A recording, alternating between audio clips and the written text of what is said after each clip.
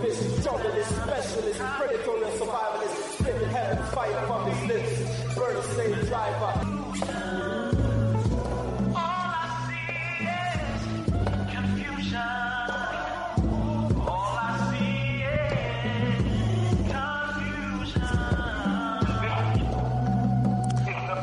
Welcome, listeners, to Time for an Awakening on Black Talk Radio Network, new media for the new millennia.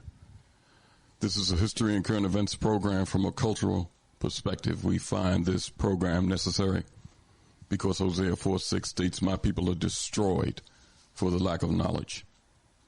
But we as a people will turn this around. Proverbs 4:7 states, "Wisdom is the principal thing, therefore get wisdom, and with all thy getting, get an understanding." Again, welcome to the program this evening with your hosts, Brother Elliott and Brother Richard. The number to reach us to join the conversation this evening is 215-490-9832. That's 215-490-9832. We're streaming live audio at several locations. You can join us at timeforanawakening.com, which is the homepage, and catch the live stream at that location. You can also join us at www.blacktalkradionetwork.com/time for an awakening. Again, that's www.blacktalkradionetwork.com/time for an awakening. And the live stream is playing there also. It's playing at bbtumi.com. That's ABIBITUMI.com/time for an awakening. They stream from Ghana, or you can download the TuneIn Radio app to any of your devices. TuneIn Radio is a free radio app. In the TuneIn search engine, just type in Time for an Awakening. There you'll see the icon, and you can stream the program live, even into your car if you had the Bluetooth capabilities or the auxiliary connection. Again, that's Time for an Awakening radio program with the live stream on the TuneIn app. Drop us an email at timeforanawakening@gmail.com. Again, that's timeforanawakening@gmail.com. Time for an Awakening also has a fan page on Facebook. In that Facebook search engine, you can type in Time for an Awakening radio program. There you'll always see interesting content being posted daily by myself or Brother Richard. And do me a favor, before you leave that page, just hit that like button. That's Time for an Awakening radio program. Okay. The fan page on Facebook, and Time for an Awakening media is also there. Always full of the latest podcast of the various programs on Time for an Awakening, interesting articles that you can read, download at later times, and share with your friends. Also, check out that Time for an Awakening marketplace in our partnership with the bbtumi. Always interesting things in the marketplace all the time. Various African language classes on education, economics, social systems, health, and much, much more being taught by professors on both the continent and in the diaspora. So, again, make that one of your favorites. Put that in your address bar. That's timeforanawakening.com. Timeforanawakening.com will take you straight to Time for an Awakening media.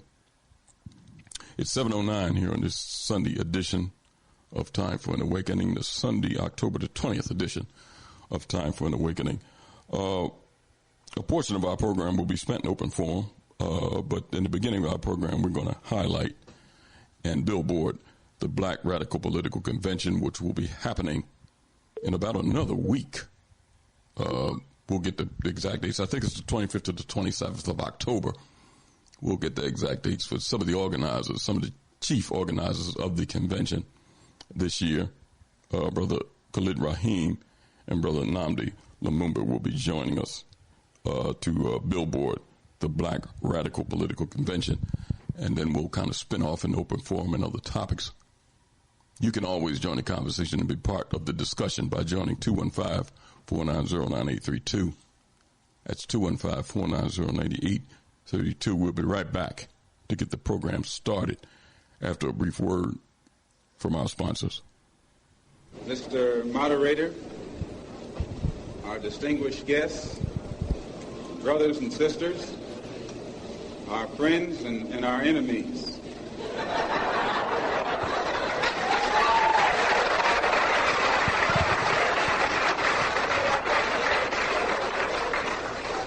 Everybody is here. You are listening to Time for an Awakening Media, part of the Black Talk Radio Network. For podcasts or live programming, hit them up at timeforanawakening.com.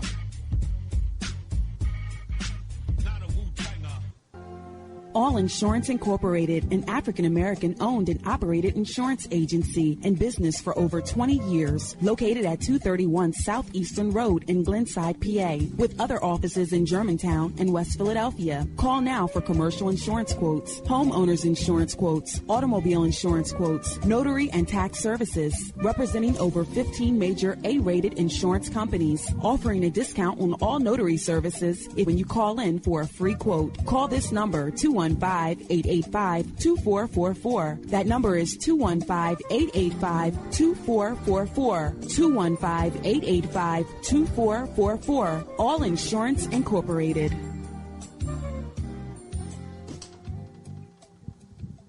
Before your roof becomes unruly, call Dooley. Dooley Brothers, specializing in shingle, rubber roofs, gutters, downspouts, and vinyl sidings. Call for your free estimate today. 215-224-3882. That's 215-224-3882. Dooley Brothers Roofing, the roofing experts you can trust. That number again, 215-224-3882. 215-224-3882. Before your roof becomes unruly, call Dooley. RG Electrical Inspections provides electrical inspections for realtors, licensed electricians, and homeowners. Licensed and insured underwriter, serving Philadelphia and surrounding area. Call today, 484-268-9837. Overworked? Suffering with an underperforming company, headache customer, staff, or vendors? Or are you a startup who wants to get it right the first time and avoid the costly mistakes? We turned a $24,000 a year odd job handyman service into a 7-figure high-end custom home builder and commercial contractor licensed and operating in 3 states. This is just one transformation created for entrepreneurs like you in various industries around the country. Not what you're used to from accounting and business consulting? Well, welcome to New Business Solutions. If you're ready to go beyond advising, coaching, and training and get implemented results, call 301-244-9072. Let New Business Solutions apply the best comprehensive administrative, accounting, operations, human resources, management, sales, and marketing to help you actualize your vision for yourself and your company. From anywhere nationally, call 301-244-9072. Spelled new as in numerous on your device right now. Book your free consultation at newbusinesssolutions.com. History is a clock that people use to tell their political and cultural time of day. It is also a compass that people use to find themselves on the map of human geography. History tells of people where they have been and what they have been, where they are and what they are. Most important, history tells a people where they still must go, what they still must be. The relationship of history to the people is the same as the relationship of a mother to her child. From antiquity to the present, our people need to develop a new paradigm. It's time for an awakening. With your host, Brother Elliott. Sundays, 7 p.m., Fridays at 8 p.m. For podcasting or live program scheduling, hit us up at timeforanawakening@gmail.com. Welcome back to Time for an Awakening. It's 7:14 on this Sunday edition of Time for an Awakening. Before we get started with our program this evening, I want to welcome in my co-host, Philadelphia activist and tour guide at the African American Museum here in Philadelphia at 7th and Arch Street. Brother Richard is with us. Brother Richard. Yes, sir, Brother Elliott. How are you, sir? I'm doing fine. I'm Elliott, I'm really, at first I might have been down around this election season, especially with the two-party thing and people taking so many sides and talking about, almost we're looking at doom and gloom if we don't, go one way or the other. But more, I'm excited because I'm centering in our discussion tonight around how there's independent conventions and moving towards us really being about, and when I say us, I'm really speaking about Black folks, right? Being about self-governance, and going through the process, of being able to come together to work out, continue to work out, in spite of the successes or the challenges, what it takes to be about self-governance. So I'm like really interested in this discussion for a host of other reasons, but I'm really excited, Elliott. Richard, I want to, because our guest is going to be joining us shortly, and I want to kind of get you to recap what happened yesterday. It was a political meeting that was held here in Philadelphia. But, Richard, when you talked about that independent spirit and us being self-governing, to borrow a verse out of the Bible, in the 37th chapter of Ezekiel, it talked about a vision he saw of the valley of dry bones and these bones coming together. And we see that, if we look geopolitically, we see that happening.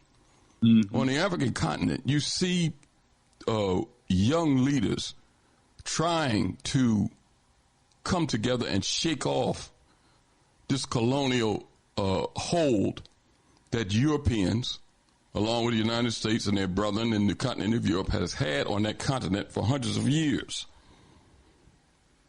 And they're speaking out with independent voices, whether it's on their moving forward as a people, whether it's for the destiny of African people on the continent and hopefully around the world, and speaking out on issues like this war with an independent voice.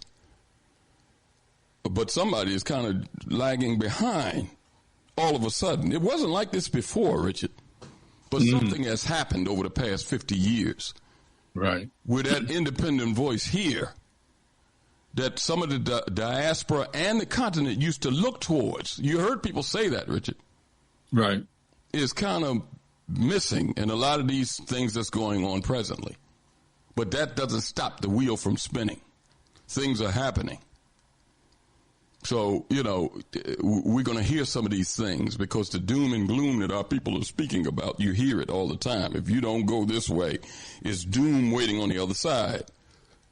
It's doom waiting either way if we depend on these people to lead us in anything. Right. Right. We have to have a self-governance attitude. But go ahead, Richard.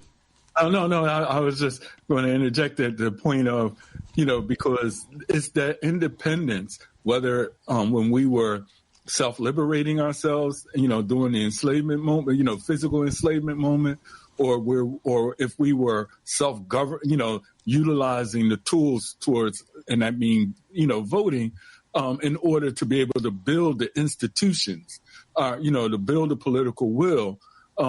And then when we had these conventions, that always seemed to be a threat, for the opposition.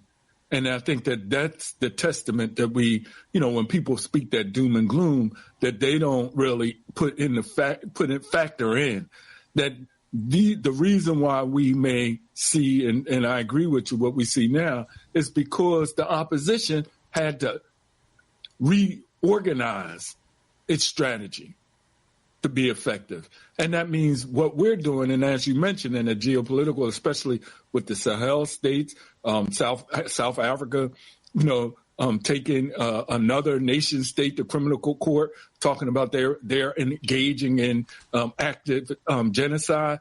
These are African people who have been seasoned or who know what time it is, and young people who are saying, we need to be better at what we're doing this time, and they're clear. So I'm 100%, agreeing with you. Richard, before we kind of bring our guest on to kind of billboard the Black Radical Political Convention, it's something you mentioned about South Africa, and I didn't play it the week when I played because they were at the UN 2 weeks ago, and several of the African nations and nations out of the Caribbean that are Afro-descendant nations spoke in reference to what's going on in that Middle East, where the United States has sent troops now. It's boots on the ground over there. Mm-hmm. And you don't hear Trump or Harris talking about it. It's boots on the ground over there. Now, black people, if you want your children, your sons and daughters, spilling their blood on that land to defend Israel, then you don't say anything about it. And run out there and pull levers for both Harris, Biden, Trump, whoever, Walsh, the other guy that's running with Trump. I don't care who you're talking about. This system is about war and waging war and providing nations with weapons to fight wars. Let me play what he said, because I didn't have that, or I didn't have it handy. I want to play what he said in reference to, because you heard what Trinidad and Tobago said, Richard, if you remember, in our listening audience. He was speaking for all CARICOM, which was the Caribbean nations, when he spoke. You remember what he said? Right. Let me play what Ramaphosa said. This is South Africa, and in reference to when he had the opportunity to speak. This is just a portion. And the equal rights of nations, large and small. It affirmed the aspiration contained in the Universal Declaration of Rights that we should strive for a world free of barbarous acts that outrage the conscience of humankind. Genocide was declared to be a stain on the conscience of the world, and the world community took a stand against genocide. Apartheid was declared a crime against humanity and a stain on the conscience of the world. The United Nations took a stand against apartheid. These were seen as crimes against humanity then, and they continue to be crimes against humanity now. It has been 11 months since the Hamas attack that killed 1,200 people and where hostages were taken. As South Africa, we have condemned this attack. In response, Israel embarked on an act of collective punishment in its assault on the people of Gaza.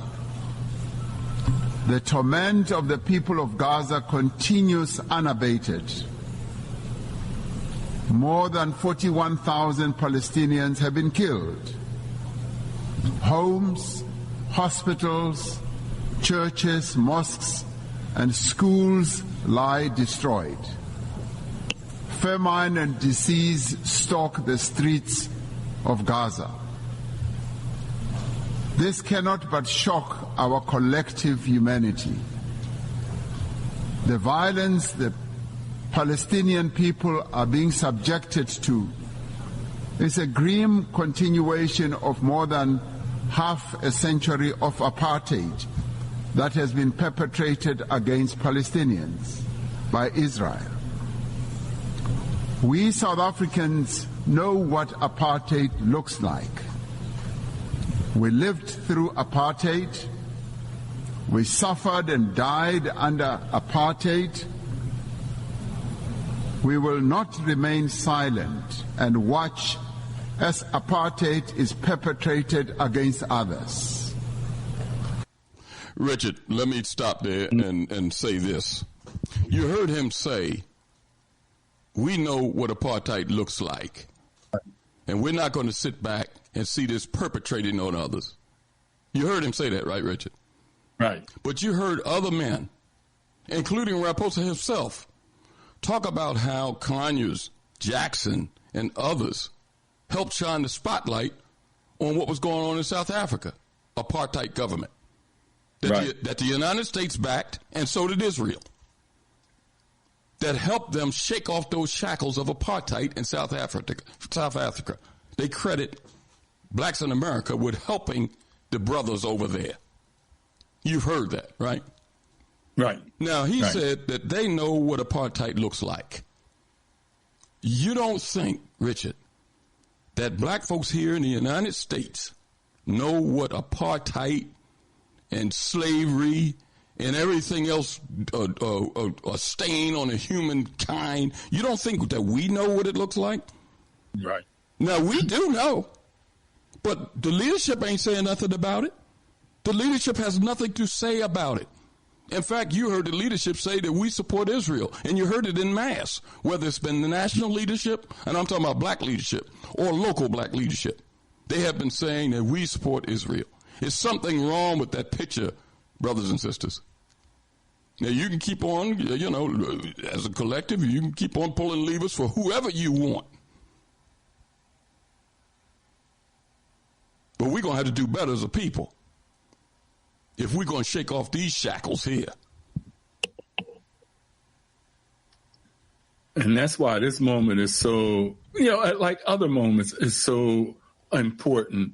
And when I mean this moment, and even when we were talking about the Black Radical Convention, or what the Afro descendants are doing, or what the brother locally is pushing, the African Workers Council wanting to do locally, and trying to put a project together to be prepared to run candidates in 4 years, right?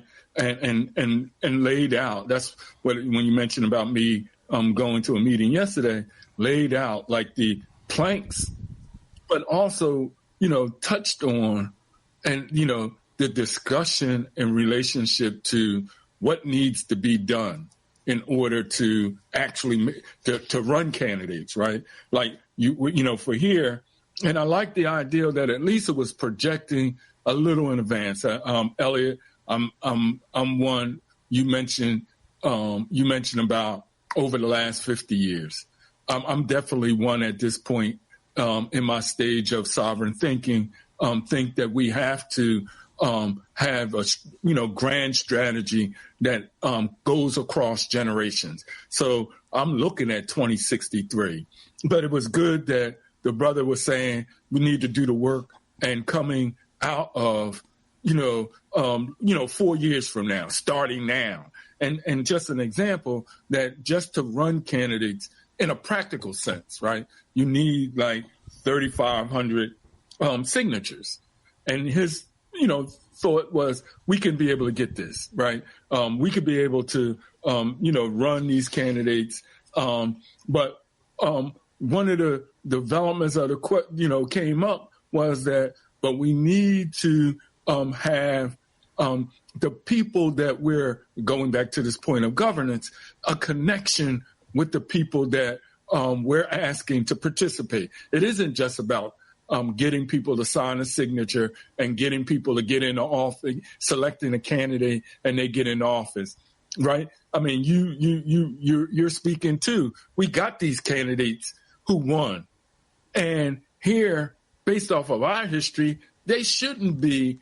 Even if they don't have the power, even if the congressional structure is a racist structure, meaning that black elected officials at the congressional level could not be able to demonstrate full exertion of their power. They can demonstrate influence and utilize their position for advocacy, advocacy that expresses the values of, as you say, black people's experience. Because even though we're not a nation state like South Africa, we should have a position like South Africa when we see these kind of atrocities that go on for the reasons that you raised. We lived just 50 years ago in Jim Crow. We lived, 100 years ago in slavery and the loss of voting or citizenship rights. We know what that is. We seen when the Supreme Court said you have no rights, and based that off of looking at the signers of the Constitution at their early beginning. So us self-organizing, him coming, and saying with the African Workers Council that we should be looking, towards the next mayor or city election cycle and take those seats so that those kind of worldview, those kind of values can be demonstrated through the issues that, platforms and planks that we present, and the moral compass, as a vision that we present. And that's what he was kind of speaking to yesterday. Yeah, Richard, I hope that brother is listening tonight, because what he's talking about is an excellent idea, but he doesn't have to reinvent the wheel, because there is a functioning political party, black independent political party here in Pennsylvania already. And we have two folks with us on the line that's part of that's instrumental in organizing the Black Radical Political Convention. It's happening in October this month, the 25th to the 27th, and I know I got those dates right. And if I don't, I'm quite sure Brother Khalid Raheem and Brother Nnamdi Lumumba will help me with that. Our guest in this segment, the New African People's Independent Party founder, Khalid Raheem, is with us. Also, Nnamdi Lumumba of the Ujima People's Progress Party down there in Baltimore, Maryland. Brother Khalid, can you hear me? Brother Khalid? I'm sorry, brother. Can you hear me? Oh, I hear you now. How you feel, sir? Okay. Well, if you could just give me a couple more minutes to get situated. Go ahead. Yeah. And I greatly appreciate it. I'm gonna jump. And I'll be on. I'm sorry. Say that again. Okay. Let me jump over here to Brother Nnamdi Lumumba of the Ujima People's Progress Party down in Baltimore. Brother Nnamdi, how are you, sir? Peace, brother. Can you hear me? I hear you loud and clear. All right. Brother Richard, I really appreciate what you were putting out as well. Thank you for having me on, brother. Yeah. Brother, thank you for being here. Brother Nnamdi, while Brother Khalid is kind of getting a few things together, kind of billboard and let our audience know about the Black Radical Political Convention happening in about another week. Some of the states that are involved, the delegates that you want to come out from other states, and people that are interested in political organizing on the local level, which is very necessary. Absolutely. A strategy that needs to be implemented. But go ahead.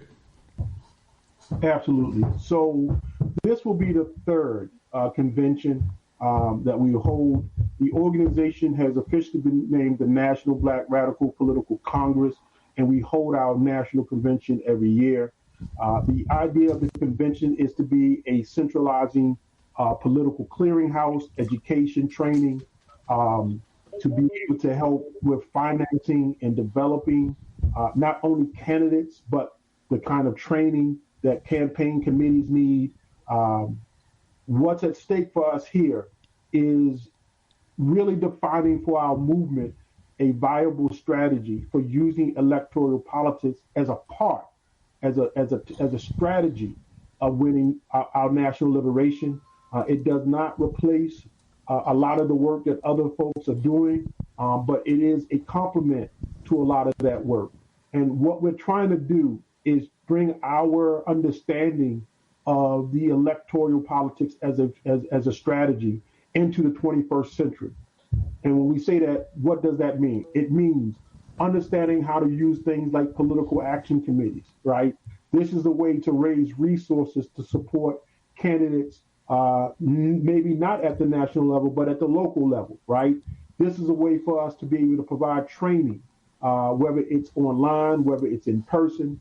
It's a way for us to get people who have experience in other campaigns out to those locations to do the groundwork, right? You hear that being used a lot in presidential campaigns. We also produce a newsletter quarterly. So it's about exploring ideas, helping people to challenge and understand what the struggle's about, right? It's about really taking this question to the next level. We recognize that the Black middle class that currently dominates the electoral arena, it is tied to the hip primarily to the Democratic Party, but increasingly we see that play itself out in the Republican Party.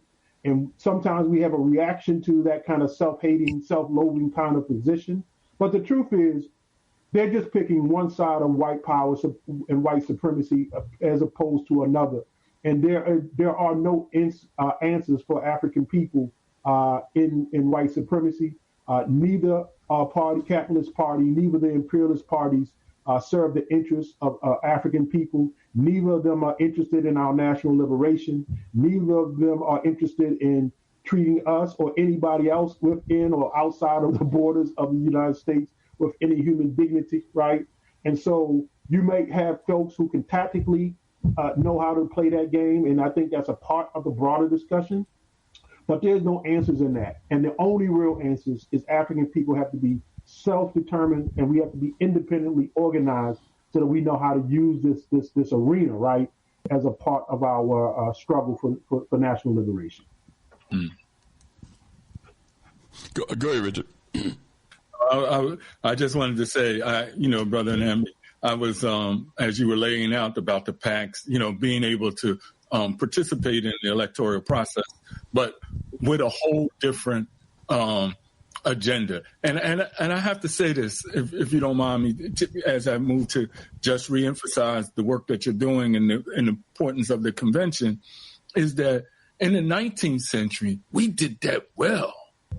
We had conventions and conventions and conventions. We had delegates. Did they agree with each other? No. But were they clear on what they were trying to accomplish? Yes. And I think that, and one thing that they were emphasizing, I believe that something that you touch on that was touched there is the groundwork. And yet, the people who are doing that groundwork need training. Because we have to communicate with each other. You have to convince, other people that this is a worthy engagement to be able to create a different political structure and you correct me if I'm wrong, is self-governance a wrong way to see the context of the convention and what the Black Radical Convention is working towards? Is self-governing not really what it's about, or is it what it's about? It's a part of the strategy. And so let's be honest, and we all know this, you're not going to vote your way to freedom, right? So let's get that out the way. Because there are people who want to play games, you can't vote your way to freedom. But the decisions about how resources are used, how policies are put in place, who controls the state apparatus, right? How you can push back the police, all of that is being decided with or without our participation, right? What we understand about the electoral arena is that, one, fundamentally, we have to be independently organized so that if we choose to vote for somebody, that's a choice that we've made through our own processes. You can't give us a Kamala Harris and say vote for her because she's the Black woman that you should be standing behind. We didn't create her, right? And the truth is, her political movements tell us she's not indebted to us. So we can't do that. We also have to recognize that even though we're all excited right now about the electoral process, right? And that's mostly because the presidential election, the kind of stuff that most of us do day to day, right? Trying to deal with housing, education, wellness of our community, defending us from police brutality. You go down the line. The stuff that we do day to day, we're not fighting against Donald Trump. We're not fighting against Joe Biden. We're fighting against, especially if you live like me in Baltimore City, we got a Black Democrat that runs the police department, right? Who's the mayor. We got a Black Democrat who runs the school board, right? We got all the problems that we have to contend with are being run by Black people who have a neo-colonial relationship to the Democratic Party, to capitalism, to white supremacy. The relationship is such that they are the gatekeepers. And that's the kind of strategy that we're also talking about. So elections only happen at best once or twice a year, right? Every 2 years. What do we do in between? We have to be able to learn how to organize our community, give them political education, train them, develop them that. Take the campaigns that we're doing to the electoral arena, right? Get behind the kind of fights that we are already doing and give the platform to the fighters who already proved themselves to be worthy of following them. They may not know how to be good candidates, but that's the reason why we're building infrastructure, right? so that they know that they have an organization that's training them, that has reliable people who are campaign managers, campaign treasurers, committees that know how to run campaigns. And we go out there and we put a fight out around the ideas for our people's organization, right? That's what we're talking about. And this is a different talk about who you're going to vote for president or for president, or even for local level. That's not about who you want to vote for. What are the values that we're trying to organize for? And Brother Richard, that is the level of where we begin around self-determination. If you're not organized, you're not going to have self-determination. There you go. I agree. And Elliott, you always bring up the importance of how that local level work is necessary. So I'm glad that the convention is re-emphasizing it, and that realizing that this is just a tool. It's not be all and end all. It's just a tool, and we can win. Elliott, I hear a lot of people saying, Brother Nnamdi, a lot of people they just surrendered. I don't know I'm going to stop here. I don't know where that come from. I mean, y'all putting together the convention, y'all are asking us to be participants. That don't sound like losers to me. So where this notion that we can't win come from? It really, at this stage in my existence, it bugs the hell out of me. Yeah. Brother Nnamdi. And also, go ahead. Go ahead. Brother Elliott, do you see Dr. Maxwell on as well? Just wanting to point out Dr. Maxwell, who is also on our executive committee. Okay. And there's Sister Queen as well is a part. So you got a lot of folks from our from the Congress here who are checking out. I think Dr. Maxwell might want to say some things as well. I'll bring her in. Dr. Joyce Maxwell. She's in Jersey City. Dr. Maxwell, how are you? Can you hear me? Good evening. Can you hear me? I hear you loud and clear. I'm well. Thank you. And I just want to thank you for bringing on members of the NBRPC in order to talk about, Black radical politics, as well as our upcoming convention. I'm sure Brother Nnamdi already mentioned October 26th and 27th. Please, as many people as possible, try to join. It is via Zoom, so you can join from your phone. You can join from your computer. But please join and hear what we have to say about the need for a Black radical political movement that steps outside of what we are currently being offered in terms of this traditional capitalist system, in terms of politics. And correct me if I'm wrong, brothers. I'm calling into Philadelphia, correct? Yeah, the program is based out of Philly, yes. Oh, because I am a Philadelphia born and bred, born and raised in Philadelphia. That's what we talk about. Excuse me. Yes. I'm from West Oak Lane. What neighborhood? Grew up in the Germantown area. Okay. I'm from 65th and Ogontz. Okay. Wait a minute. Did you say 65th and Ogontz? Stanton, Shelton, Ogontz, where they cross right there. Oh, okay. Right. I'm down there at 59th and Ogontz. Oh, okay. So we were okay. So you went to Pennell. No, I have a establishment that's right down the street from Pennell. Okay. All right. So I brought up Philadelphia for one specific reason. I was listening to what Brother Nnamdi was just saying in terms of, local politicians. And, although I no longer live in Philadelphia, my heart will always be with Philadelphia. I'm there quite often. And, I think about, as you mentioned, growing up and what we used to have, there were rec centers in Philadelphia. We had the YW and the YCMA. We had places for children to go beyond just the school in order to, be able to have a place to play, have a safe place to learn, have a safe place to grow. And so part of what we are talking about in terms of our local communities is, how are we policing our own? We know what the criminal justice system and the policing system does to Black people in our communities. But how are we policing our own? And in Philadelphia especially, the crime rate is at an all-time high.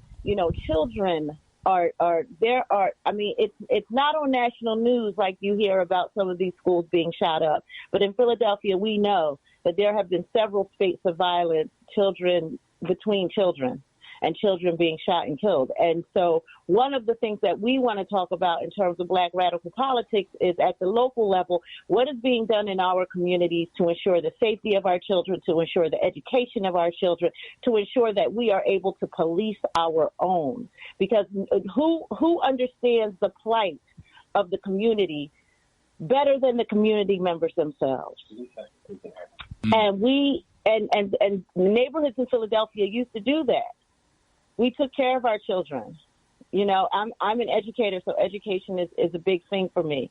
But I just wanted to, put that on the table as well as we talk about what the NBRPC is about, what we'd like to do in terms of not just at the national level, but also at the state and the local level.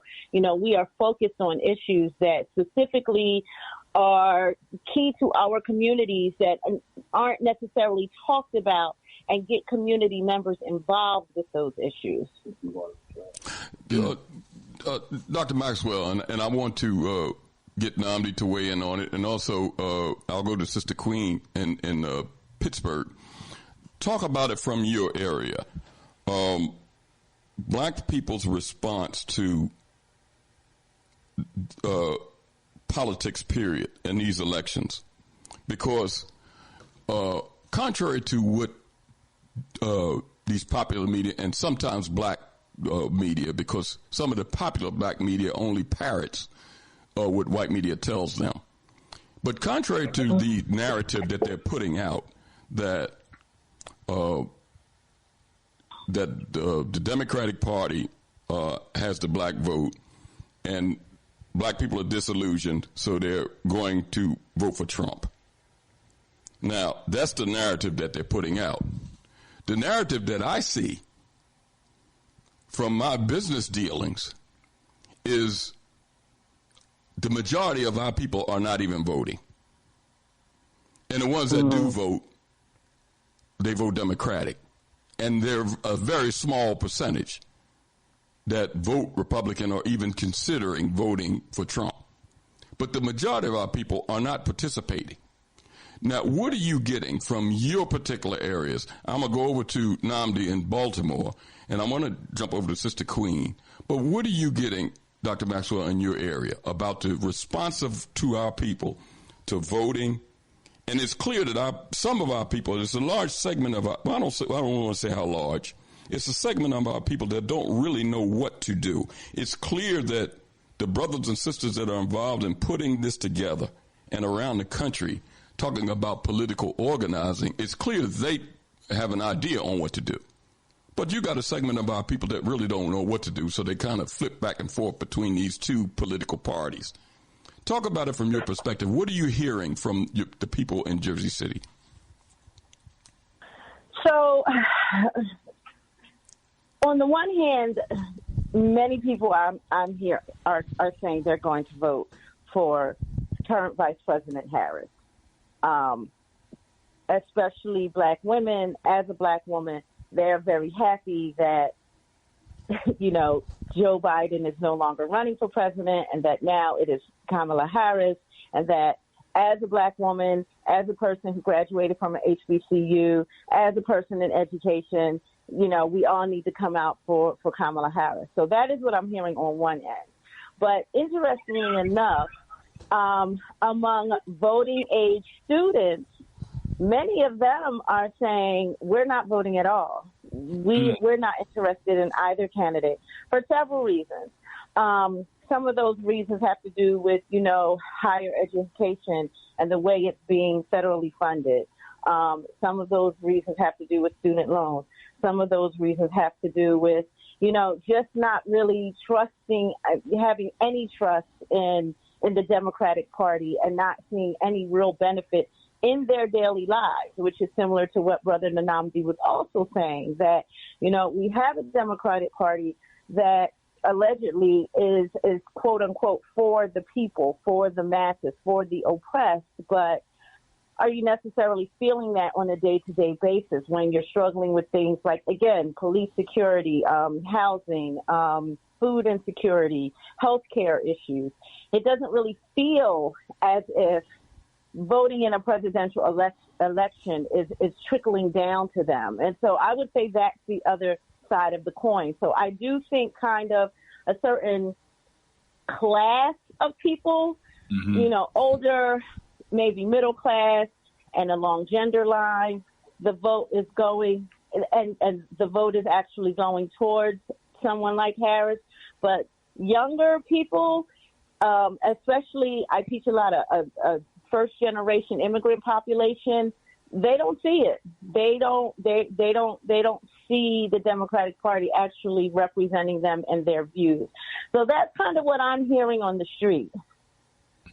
If that answers your question. Yes. Before I go back to you, Brother Nnamdi, let me add Sister Queen to this discussion. Sister Queen, can you hear me? Yes, thank you for having the show. Appreciate everyone who's on here. The same thing is happening here in Pittsburgh from what I can tell. We have a lot of black faces in places where it's structurally designed to ward us and to have us think that we have representation for our interests and our self-determination, and we don't. They are on the side of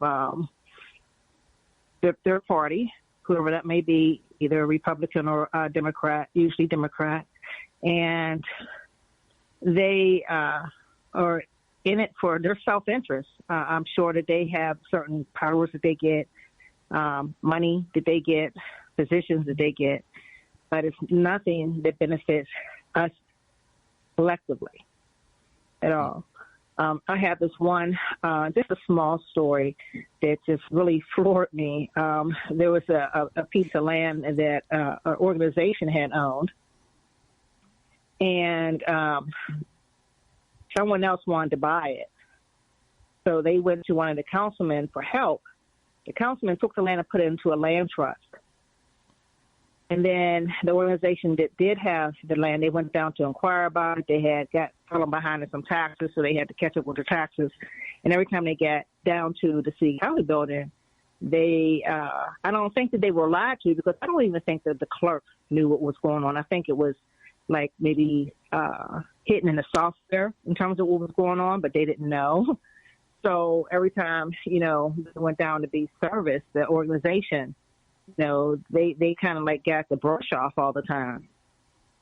Here it is, a councilman did this because he wanted to sell the land to another organization, and I'm sure that there was some money that was exchanged too. A lot of our places are gentrified now. Same thing. There's groups of people who look like us who are selling, the land. And there's like behind the scenes deals that's happening all the time. You look at one time, land is not owned by anybody, or the land is owned by whomever. You look up again, it's owned by a developer. Okay. And you have to build on it just that quick. So it's happening everywhere.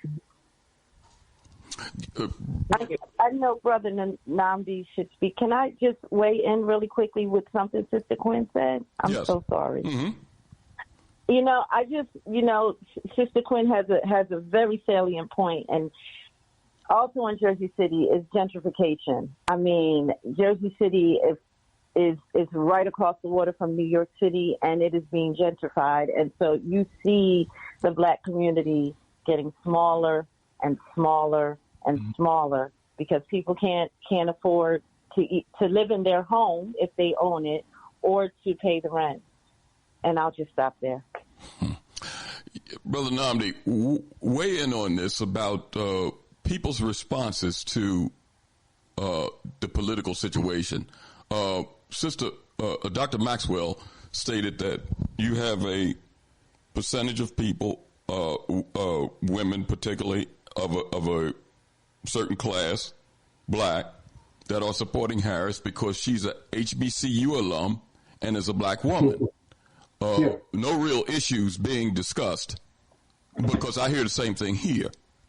Talk about it from your end, because just like I said, and Dr. Maxwell kind of reinforced it, that it's a large segment of our people that's not even voting. Yeah. So talk about it from your perspective of it as an organizer in Baltimore. Absolutely. Go ahead. So here's the thing that part of what the American democracy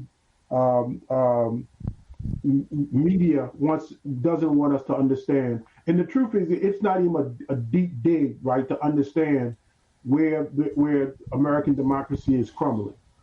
Generally speaking, in most general elections, at the presidential election, anywhere from 30 to 40% of people do not participate across the board, right? You're talking tens of millions of people opt out, right, of the general election.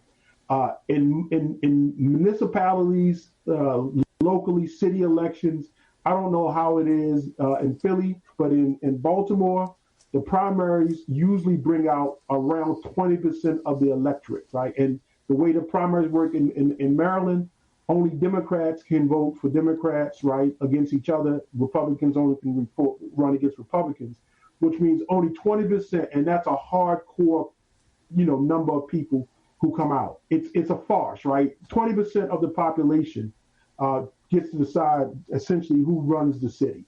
Then the demographics get even more eye-opening. In the U.S., more people are registered to vote, but more people now are registered as independents or as members of other third are as Democrats or Republicans, right? And that trend is continuing. So people are already opting out from the jump from being in the Democrat-Republican Party. Someplace, again, like Maryland, the number of independents is about to surpass the number of people who are registered as Republicans in the state of Maryland. It is a trend that is continuing because neither party speaks to the interests of what Black, working class, poor people, people of color need anywhere, right? The only thing that is missing is an alternative, right? Which is essentially what our convention is called, the alternative. There is no alternative that people have easy access to, right? To draw their political alliance and allegiance to go into the electoral arena. And so Dr. Maxwell is right. Young people who are historically, right, always very suspicious of voting anyway, the numbers are just getting higher and higher. Under 30, under 40, over 50% of people they may be registered to vote, but they're not joining political parties, right? You have people who, who opt out of these elections. You do have segments of the community that are dependable turnouts, right? And because they are dependable, because they are organized to be dependable, right? Those are people who go to certain types of churches. So you see politicians visit those churches. They use their fraternal, their sorority connections to turn out. There are nonprofits that have what they call these, they have these political debates that are supposed to be open for everyone. But have you ever noticed that most of these so-called debates keep independents and third-party candidates out of the debate? So these are ways of how they are limiting. So they do have this access and control of who has the message, but at the same time, they are keeping people who are already disinterested from being interested in the electoral arena. And that for us is the complete opportunity, right? The opportunity is to turn people who are clearly not motivated by the lies and outright programs that don't even speak to you. And we have to build a movement that people can feel and associate with day to day, right, in the struggles we're doing. But then they are able to take that support into the arena of voting when it's the right time. And the truth is, if you get strong enough, you may not even need an election to do what you need to do on the local or state level, right? So we're talking about that level of understanding of people who are completely right.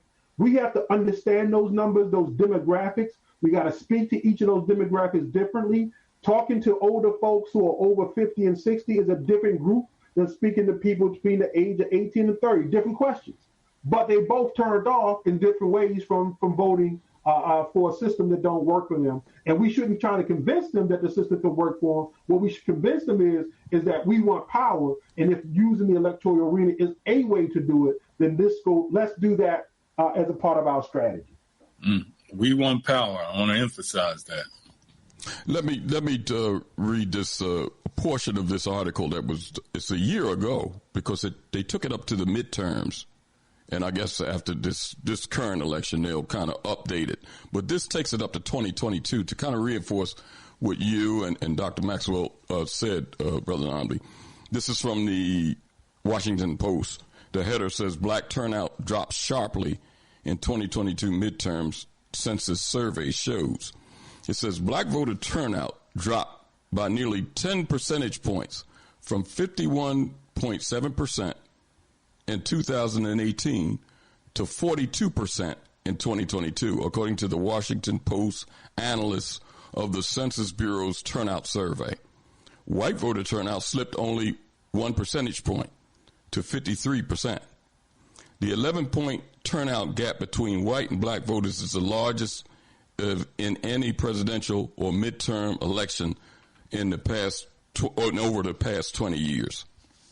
Black turnout also declined in Georgia, according to the voter file data, but black voters helped re-elect Raphael Warnock to a full 6-year term in Georgia, with network exit polls finding more than 9 in 10 supported a Democrat.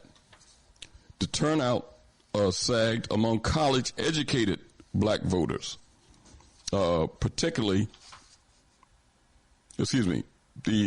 turnout sagged among college-educated black voters with a degree, dropping from 73% in 2018 to 60% in 2022. So we see here that across the board, that black voter turnout is dropping for these political parties, which adds more credibility and evidence to what you and Dr. Maxwell have been saying about our people not participating in these elections. And it's an open door, and it's a vacuum and a void there for our people to appeal to one another, just like the brothers and sisters are doing with the Black Radical Political Congress and Convention, to show them that there is a viable alternative for us in these cities.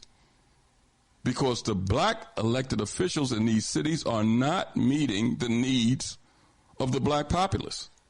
Dr. Maxwell talked about how when she was a young girl in Philadelphia, how things were different in communities. Well, one of the things that I grew up in Philadelphia, one of the things that is very different is the stores. We controlled to a degree, even though you had people of a religious persuasion in our communities that were white, we'd still control to a degree the economy in black communities. My parents was considered a mom and pop store. It was plenty of people that had stores in the communities and businesses. That doesn't exist anymore with black elected officials. They've let other people come in, whether it's Latinos, Asians, whoever, come in and control the economy of black communities. That's unforgivable and a disgrace. Brother Nnamdi, because you talked about the black elected officials in your city, and I want to credit a brother up there in New York with the program Black Men Screaming, Brother Maurice Carver. He pulled my coat to this, and I didn't realize it. When that bridge fell down in Baltimore, a city 63% black, with black elected officials all over the place, similar to Philadelphia, and a black governor. When that bridge fell down, all of those men up there working were from Mexico, or they were Latinos, and I don't even know whether they were documented. But I think the 8 men, and you don't want to see people lose their life, but I think, 7, 8 men that fell off that bridge when it collapsed? Yeah, and 6 of them died. All of them were immigrants. They were Latinos. Yeah. In a city, 63%. I'm quite sure with a black man, I don't want to see no black man fall off no bridge, but a black man would have loved to have a job laying that asphalt up there on that bridge. I mean, there's something wrong with that picture. Well, that's a question that we've had. So listen, let's get into some real dynamics about how this is playing out, right? And history is important for us because the way we have come to understand community isn't just bonds, right? It has been a physical location, right? It has defined who we are by the space that we've been able to control where we live.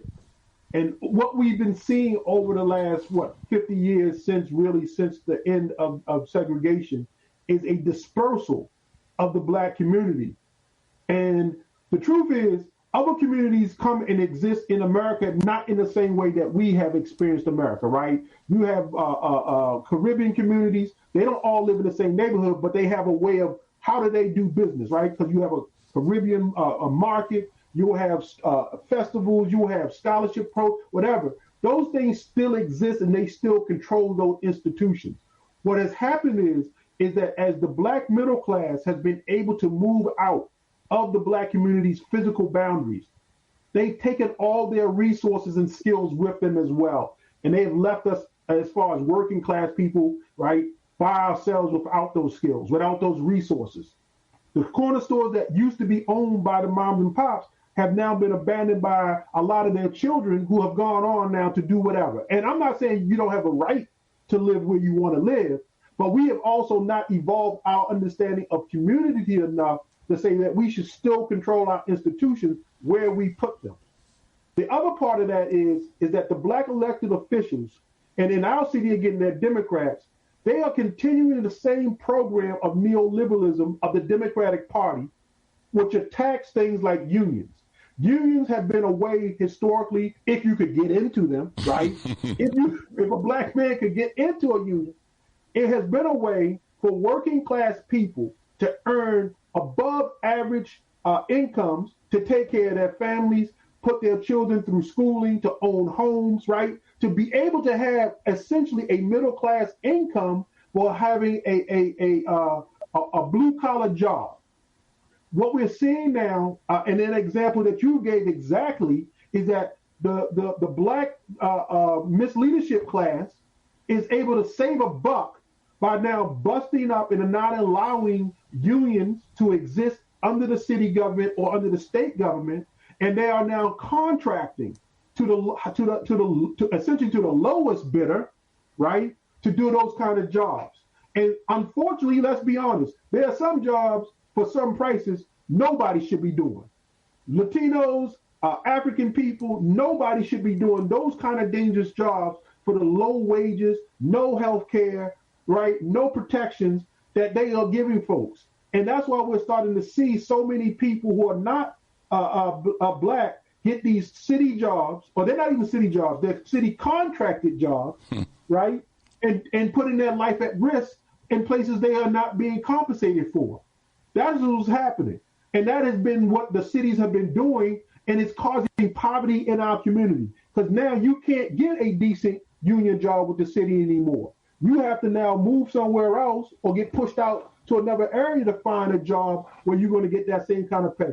I mean, why should you work these dangerous jobs and make barely over $15, $16 an hour? Wow. That's the kind of situation they put our community in, and so many people are wisely opting out, but it puts us in a situation where the community is much poorer for it. We can't even support institutions that come up in our community, because even though the money exists overall in our community, you have whole pockets of poverty that exist that never existed in our community before. Because again, 50 years ago, a person who was a janitor, right, I'll give you a good example. My grandfather used to work at Bethlehem Steel, right, on the janitorial crew. And that's what a Black man could do in the 1950s and the 1960s as a quote-unquote good job. He could afford to live in a house next to, in between, one side of him was a doctor and one side of him was a lawyer. That's a tax base that can afford to support a thriving community business, right? Now you got on one side in Baltimore, 1/3, in some areas, whole neighborhoods are bombed out, no one lives in them, and you might have one or two houses on a whole block. How can a business survive? Yes, and that gets into that lack of vision of that black middle class or this black middle class, and hopefully, well, that gets into it because to me it's about they don't have a vision. But let me ask this: two questions come to my mind. Anyone who is politically organizing right now can be able to come to the convention, and it would be important for them to come. And I would like, to expand. You started, Brother Nnamdi, open up why. And then the other question is, how do we get the link for anyone that's listening now who wants to be engaged in the convention? What's the process for that to occur? Sure. Just real quick, I want to definitely give that out. The link to get there, the easiest way to get there is to go to NBRPC, National Black Radical Political Congress, NBRPC.org. That will get you to our page, and right along the top, we have it says more, and you can see that you can do the registration for the 2024 convention. Right, and for those who are online, I will share that with you as well so that you can get a direct link there. It's important that you register. Obviously, it lets us know what states can be represented. It gives folks an opportunity even to just be a part to listen, or if you want to be a delegate for your state, you can go through that process as well, which is a voting member of the convention. I think it's important, again, that we start to bring our politics, our understanding of politics to the 21st century. Some of these discussions can't be solved, obviously, in the weekend. How does our economic program look, right, is a question. How do we support, what kind of businesses do we want to see, right? What kind of a base of workers do we want to see to be able to afford this kind of place? How do we support unions that support us? Those are kind of questions that obviously can't be answered. But if you don't have a political base to kind of represent, you have to be able to run candidates who at the local level bash these Negro politicians who have dogged out the unions for years and years and years. You got to have a candidate who can attract the rank and file members of local unions and be able to kick their butt on that question, and be able to have real policy discussions that allow Black people to have blue-collar jobs at real livable wages, right? With healthcare benefits, things of that nature. That's a struggle that anybody can get around, but if you don't have us at the table running for elections, it's completely off the table. The Democrats don't even talk about fighting for union jobs that Black people should have. We're going to take a brief break, and when we come back, we're going to continue the discussion. Well, we still have our guests, and you can get involved, too, with a question or comment by dialing 215-490-9832. That's 215-490-9832. We're in conversation with the organizers of the Black Radical Political Congress and Convention, which will be convening this month, October 26th and 27th. Again, get involved in the conversation. We'll be right back.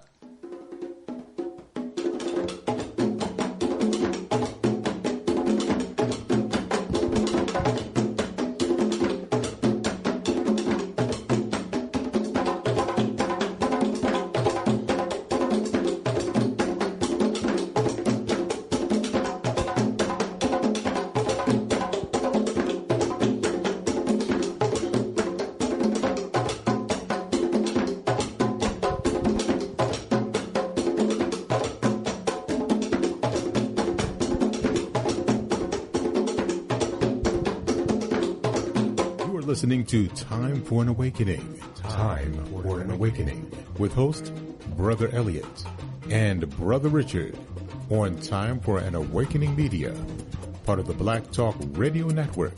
For podcasting or live program scheduling, hit them up at timeforanawakening@gmail.com. All Insurance Incorporated, an African-American owned and operated insurance agency in business for over 20 years, located at 231 Southeastern Road in Glenside, PA, with other offices in Germantown and West Philadelphia. Call now for commercial insurance quotes, homeowners insurance quotes, automobile insurance quotes, notary and tax services, representing over 15 major A-rated insurance companies, offering a discount on all notary services when you call in for a free quote. Call this number, 215-885-2444. That number is 215-885-2444. 215-885-2444. All Insurance Incorporated. RG Electrical Inspections provides electrical inspections for realtors, licensed electricians, and homeowners. Licensed and insured underwriter, serving Philadelphia and surrounding area. Call today, 484-268-9837. Escape the digital plantation. abibitumi.com, abibitumi.tv, abibitumitv.com, abibitumi.store are here for you. You are ready to be free of non-African social media. Don't run from danger, run to safety. abibitumi.com is here for you. You are ready to be free of digital plantations to control your own products. abibitumi.store is here for you. ABIBITUMI, Black Power, ABIBITUMI. The only word you need to know to join your global Kometiu Black family, to join your interconnected Kometiu Black communities. Escape the digital plantation now. abibitumi.com, abibitumi.tv, abibitumitv.com, abibitumi.store. We are here for you. Escape the digital plantation.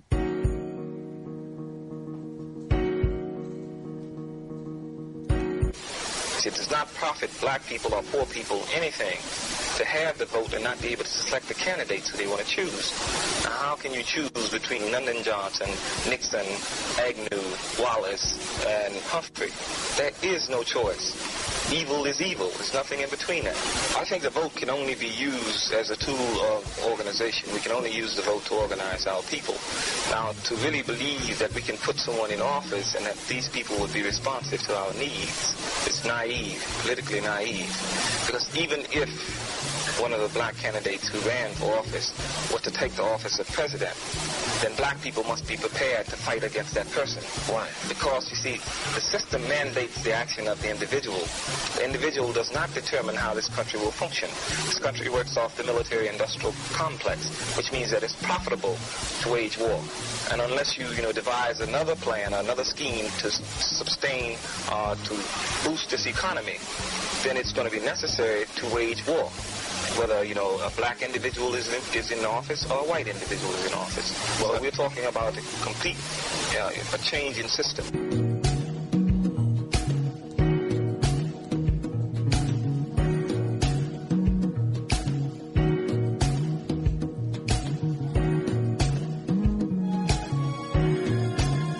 The system is rotten to the core.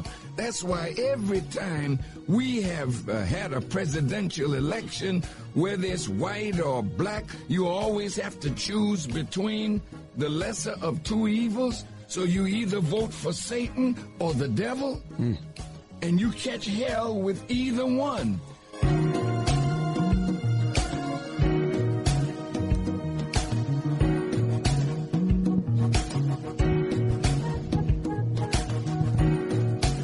This included comedians, comics, trumpet players, baseball players. Show me in the white community where a comedian is a white leader. Show me in the white community where a singer is a white leader, or a dancer or a trumpet player is a white leader. These aren't leaders.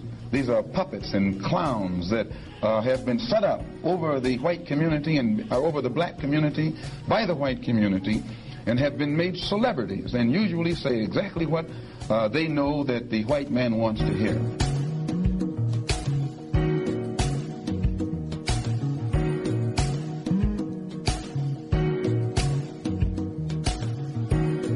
One black men believes in violence. One believe in integration. One believe that one day after we all marry white women, we'll all be a light brown color and there'll be no problem. One believes that if we get enough politics and education, we can take over the country and be the mayor and the president. One believe, such as I, that separating on some land will solve it. Cleaning up our own neighborhoods, respecting our own women, and doing something for ourselves and quit begging white people. This is our solution.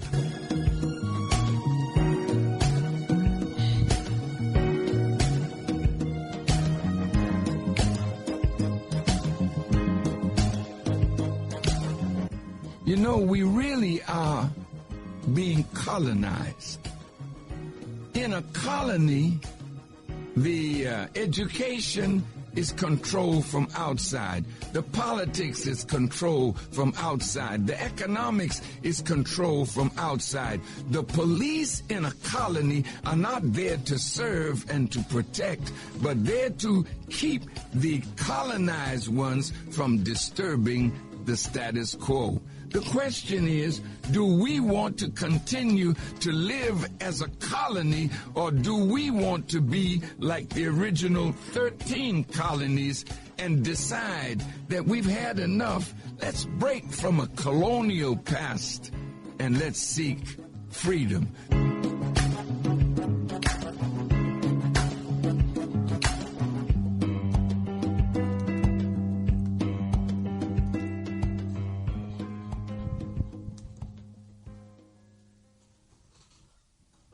Time for an Awakening is a proud part of the Black Talk Radio Network, the #1 independent black digital and podcasting platform. Welcome back to Time for an Awakening. It's 8:22 on this Sunday edition of Time for an Awakening. Our guests this evening, organizers of the Black Radical Political Congress and Convention, convening October the 26th and 27th. Brother Nnamdi Lumumba is with us from the Ujima People's Progress Party. Dr. Joyce Maxwell up there in Jersey City, New Jersey. Sister Lisa Queen over there in Pittsburgh. And Brother Khalid Raheem of the New African Independence Party in Pittsburgh is with us also in discussion. You can join us and be part of the discussion, too, by dialing 215-490-9832. That's 215-490-9832. Let me throw this out, too, and I'll get all three of our guests that's on us with us tonight to kind of weigh in on this, because we've been talking about our people's participation in this system as it's set up presently, and more of black folks are opting out and not participating. We had Dr. Cornell West was on with us, Richard, maybe a month and a half, 2 months ago? Right. And he said that was the voting populace that he was looking to attract, that he wasn't looking to pull votes from Biden or Trump. He was looking to energize the overwhelming majority of people that don't even participate. Let me read this here to kind of go along with this. This came from NPR. It says the turnout gap between white and black voters in the U.S. is growing fastest in jurisdictions that were stripped of the federal civil rights voting protection a decade ago, according to a new study. The protections in Section 5 of the 1965 Voting Rights Act required that some states and localities with a history of voting discrimination to obtain federal approval before they could make any changes to their voting adoption laws and policies that made it difficult for black people to vote. States formerly covered in whole or in part under Section 5 have passed at least 29 laws that have made voting more difficult in the past decade. It is also difficult to track all the changes made to voting laws at the state and local level because officials are no longer required laws or protections or to keep those records. The gap can be wide. In 3 elections from 2018 to 2022, 43% of eligible white voters cast their ballots every time, while that figure for black voters was 27%. according to the Pew Research Center. And across the U.S., the turnout gap between white and non-white is increasing for various reasons. But the think tank found that the turnout gap was growing fastest in places formerly covered under Section 5, and that it was the fastest growing between white and black voters in those areas. Section 5 jurisdiction included the entire states of Alabama, Arizona, Georgia, Louisiana, Mississippi, South Carolina, Texas, and Virginia, as well as certain parts of California, Florida, Michigan, New York, North Carolina, and South Dakota. So we see here that what has helped keep blacks off the being politically involved was this attack on black voting rights. It is Section 5 of the Voting Rights Act that was fought for by Dr. King and others during that period. Now, we see now that the Democratic Party is using other things to attract black people. They're not talking about reparations. They're not talking about voting rights protections that this law has stripped black people of, that's causing translations of millions of people not to vote. They're not talking about the George Floyd bill, which would stop this legalized lynching of black men and women in these cities and rural areas and everywhere else. They're not talking about righting the wrongs of black farmers, the land loss and the debt relief that black farmers have been suffering under, that the USDA, which is a governmental agency, admitted that they practice discrimination. None of those issues are on the table or being discussed by the Democratic Party, and they're especially not being discussed by the Republican Party. But the things now that's up there, before it was this loan forgiveness to students, which that has went, I don't know where that fantasy was, because I don't know any black students that had any loans forgiven. And now, being that they want to reach out to black men, two things have come up. $20,000 to give a black man if he well, it says black, let's get the language right. It says black and others. Now, I don't know what racial group the others is, but blacks, that you can get $20,000 and you don't have to pay it back. And plus, you can get involved in the marijuana industry. Like we really need that. None of the other things that's pertinent to black people and their struggles that they have admitted, or that Biden was supposed to be doing when he came in, none of that is part of this new banana in the tailpipe that they're throwing out to the black community. I just wanted to throw that out there, but I really want that was just my ramblings at the last few minutes. What I really wanted to get your opinion on was this Section 5 that was stripped, that caused millions of black people not to be able to vote even if they wanted to. Just talk about it from your perspective, Brother Nnamdi, Dr. Maxwell, and Sister Queen. So the Democratic Party's job clearly is not to protect the interests of black voters or black people in general, right?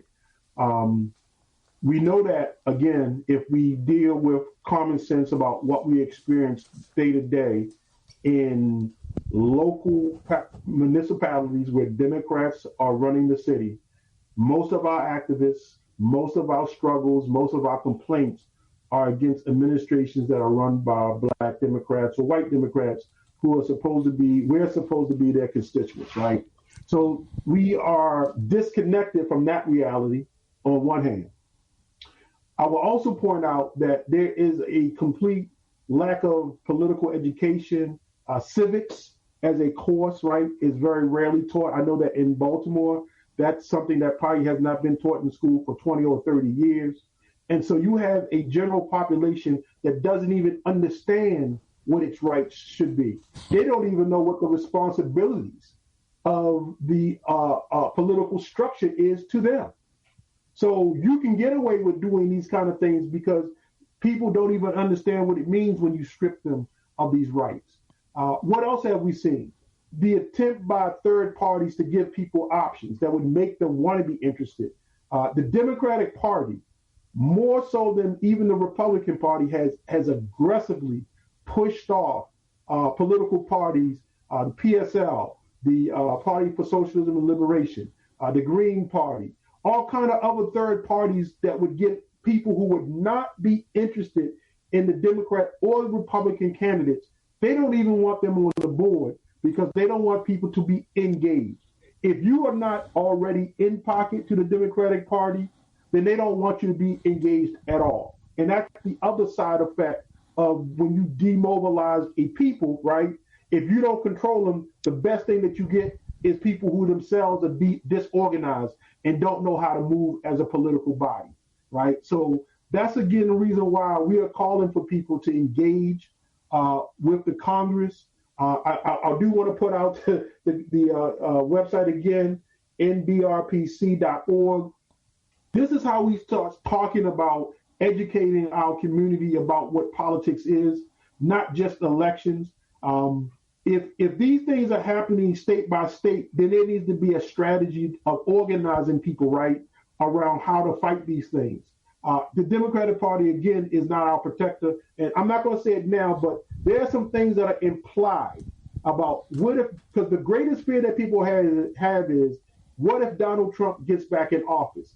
And it implies something that we have not yet dealt with, but I'm not going to jump into that because I want to leave some room for our sister comrades to respond as well. Dr. Maxwell? So one thing I want to say, and thank you for bringing up what occurred in Shelby County versus Holder 2013. So one thing I want to say is that suppression of voting rights, as we know, is nothing new. But what is different are the ways in which states are suppressing voter rights. So it's no longer literacy tests. You know, it's no voter suppression in the 21st century looks extremely different than voter suppression from 1965, 1968, 1975. In the 1960s and 70s, voter suppression consisted of literacy tests. They consisted of grandfather clauses. It consisted of, you know, being able to sign your name on the dotted line. We have AI now. We have other ways of suppressing voter rights that we did not think of when the Voting Rights Act was originally passed in the first place, because we did not imagine what voting would look like in the 21st century. And so I just want to say that today, these voter ID requirements that they're finding ways to delegitimize people who are minority or LGBTQ.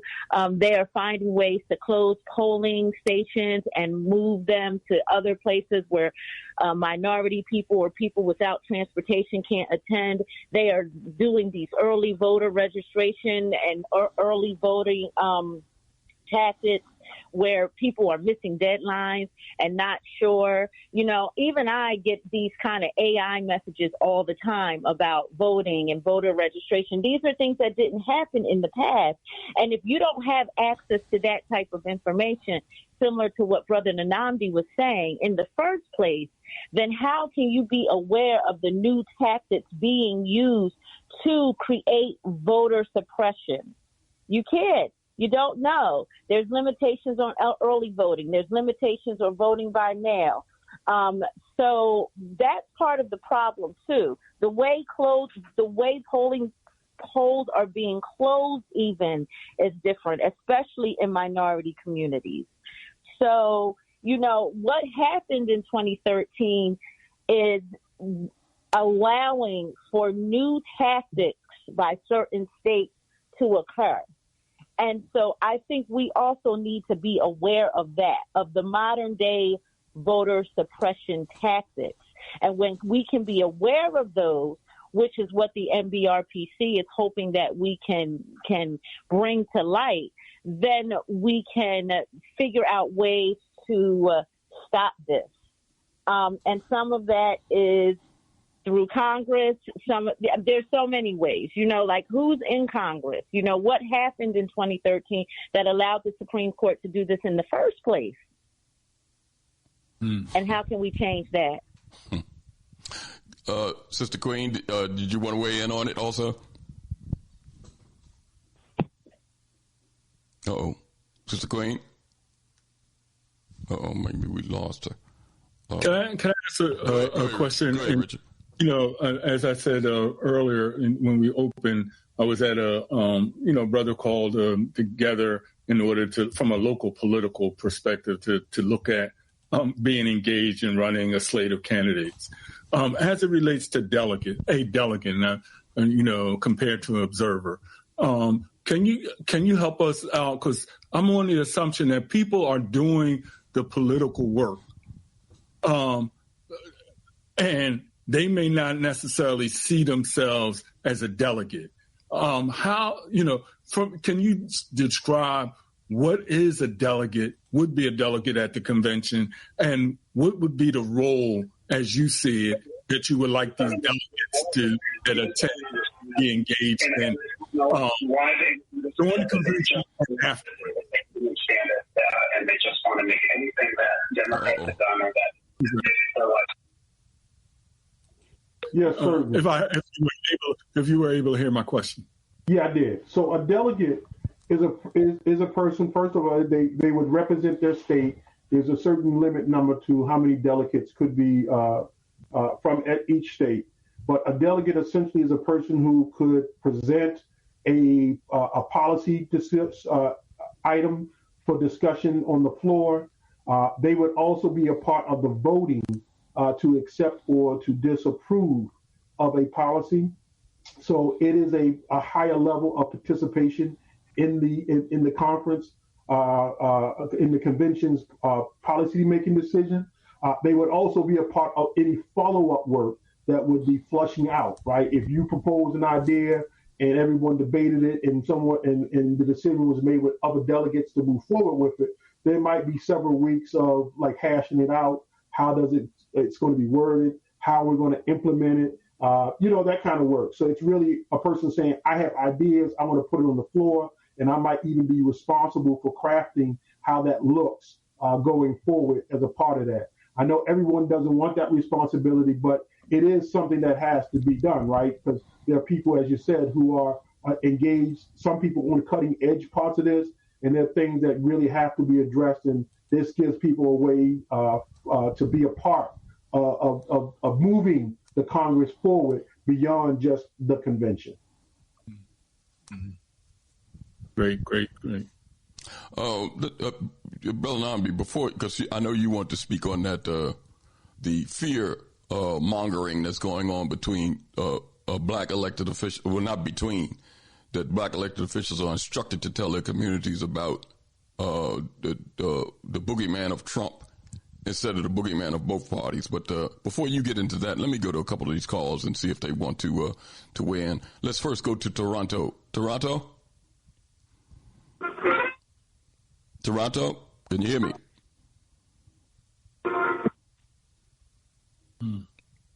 Toronto, your audio. Hello, can you hear me? I hear you now.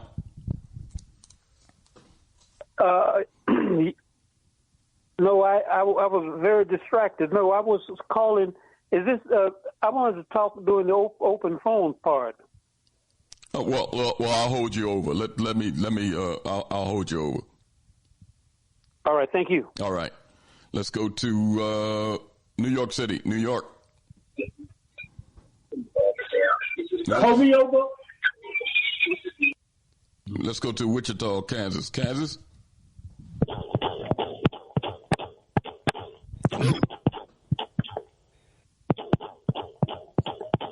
Let's put them back on hold. Brother Nnamdi, talk about what you said you want to hold off on until Dr. Maxwell and Sister Queen had spoken. This fear-mongering about the Trump getting in. And go ahead. I've seen this whole debate whether joy or hope is a stronger motivator than fear, right? And this is what passes for democratic discussion in America now. Not real items, not policies, not what people need, but whether or not scaring people or making people feel good is what should bring them to the polls. We have to remind people that Black people, first of all, have survived much worse than Donald Trump. But beyond the fact that we've survived much worse than Donald Trump, we've already survived Donald Trump, right? It's not like he's not a known commodity. We know who he is. We also know who Joe Biden is. And we know that Joe Biden will blow you the hell up, too. And so we know who all these imperialist white supremacists are. And I think the real question that's not being answered, why should we be afraid of Donald Trump if the Democratic Party represents us, right? If the Democratic Party represented the interests of Black, brown, LGBTQ, immigrants, and people with all kind of other, labor, if that's what they supported and Donald Trump came into power, then you would expect that party to defend us. I know what I do know. If the Black Panther Party was around and Donald Trump brought his goddamn crackers into our community, you wouldn't get no black people over the Black Panther Party's dead body. That's what you know when you got a party that represents your interests. What we know is the Democratic Party don't got our back. And the fear is if we can't get the Democrats in to hold off on the pain, because that's all it is. They ain't promising us nothing. All we're doing is have to have what they call it harm reduction. That's what they call it now. You voting for harm reduction. That if the Democrats don't get in, then somehow Donald Trump is going to do to you what he's always wanted to do because no one will defend you. We have to build a movement that no matter who gets in the office, they can't come to our community not without getting their ass kicked first, right? That's when you know people are ready to vote for you, when they know that they can trust you to fight for them. That's why we're not just talking about an election. We're talking about how do you build a movement using elections as a part of your strategy for self-determination, right? That's what's implicit in what they're telling us. They don't say it out loud. If Donald Trump gets in office, Democratic Party is going to hide. That's what the hell they really telling you. And we ain't going to defend you, black folks. You better vote for us or good luck. Let's go. Can I add something to that? Go ahead, Dr. Maxwell. And then I'm gonna go to Pittsburgh. Go ahead, Dr. Maxwell. I just want to add something in terms of what Brother Nnamdi is saying. And this also goes back to your earlier question about the Voting Rights Act being gutted. If we want to believe at some level that the Democratic Party has the interests of minority people, black people in mind, we need to think about the fact that the vote that Shelby County versus Holder happened in 2013. At the time, we had a Democratic president. Right. So that's right. Our president was Barack Obama, and at the same time, the Voting Rights Act was gutted. So to believe, as Brother Nnamdi was saying, that all of a sudden the Democratic Party is working for black people, there is a modern day example of the ways that it isn't. Thanks, Dr. Maxwell. Let's go to Pittsburgh. Brother Khalid of the New African Independence Party. Thanks for joining us, sir. Yeah, thank you. I'm glad that I'm able to participate in a very limited way. Great panel, great discussion, great questions, and very, very great response. I'd like to just make a quick and fast comment regarding the process for delegates and delegations. The person who had asked that question, if they could refer again to the mbrpc.org page. And on one page, you can scroll down and you can read for yourself the ground rules for all delegations and voting delegates. And there are certain criteria, and there is a process. You must be of African descent. You must agree to the core principles of the MBRPC. And you must agree to actively participate in achieving at least one goal of the MBRPC. And there's a few other things that need to apply. But please review the page if you're interested, and if you think you, along with some other people in your area, your district, or your state, have enough time between now and next weekend to fulfill the delegation process, please feel free to do so. If you don't think you have enough time to fulfill the delegation process, but you still want to represent your particular state, then you can do so from the floor, so to speak, Saturday or Sunday, most importantly on Sunday. And you can do so if you can identify some people from your state or your region, because your state belongs to one of 6 regions. If you can identify some people from your state and or your region or any other state delegation that happens to be present to agree to whatever proposal you would like to present, then you will be recognized as a delegate, and you will be included in the process in terms of a vote, in terms of having a position, and in terms of being able to exercise that type of power. So thank you again for this moment, and thank you again for this opportunity, Brother Elliott. Thanks, Brother Khalid, and we'll bring you back in a minute. Hold on a second. Let me go to Philadelphia. Good evening, Brother Elliott and Brother Richard. How y'all doing? Yes, sir. Praise be to Allah. I'm glad y'all doing well. And we get into your distinguished guests, Dr. Maxwell, Sister Queen, and Brother Nnamdi. How y'all doing, family? Doing good, thank you. You're welcome. All praises be to Allah. Brother Nnamdi, to the 2 sisters, y'all made some very good points tonight. Because y'all giving from a black woman's perspective on this thing about Kamala Harris. Because just like you in Philadelphia, a lot of these sisters I know, they wouldn't vote for her they weren't going to vote for her anyway for a whole variety of reasons and stuff. Some of them, and I'm just going to be clear, some of them don't like the fact that she married to some Zionist Jew anyway. That's an issue with some sisters, and plus her support for that genocidal maniac over in Israel, Netanyahu. The sisters made it very clear they wouldn't vote for somebody like her. So that's from that perspective. And Brother Nnamdi, you mentioned about Baltimore, your home city of Baltimore. Is that correct? Yes, that's correct. Yeah. And I'm glad you brought that up, Brother Nnamdi, because I went to Baltimore. I was telling Elliott a while ago, I went to Baltimore a few years ago. Me and a friend went down to a Ravens game. We always to support our black quarterback, to see Lamar Jackson, and down at the stadium. Anyway, we had a chance to drive through Baltimore, and you're absolutely right, Brother Nnamdi. It's a sin and a shame against the Creator, because when you see the black elected officials down there, and you see, we went through blocks of Baltimore, like you said earlier, where you'd be a whole block with just 2 houses, and the rest of the block is boarded up. And I mean, this is insane. You got black mayors, you have had black police chiefs, all these black electeds, and they let this go to hell. And see, oftentimes, Brother Nnamdi and Sister Quinn and Sister Maxwell, we get upset when a certain racist bigot, whether it be a Donald Trump of his ilk, and he's a bigot and a devil, no question about that. He's low life. But the fact is, because the low life speaks the truth, no matter, his intentions are not good, but you still got to look at the truth. Like I said, if a Ku Klux Klanman told you there's a rattlesnake behind you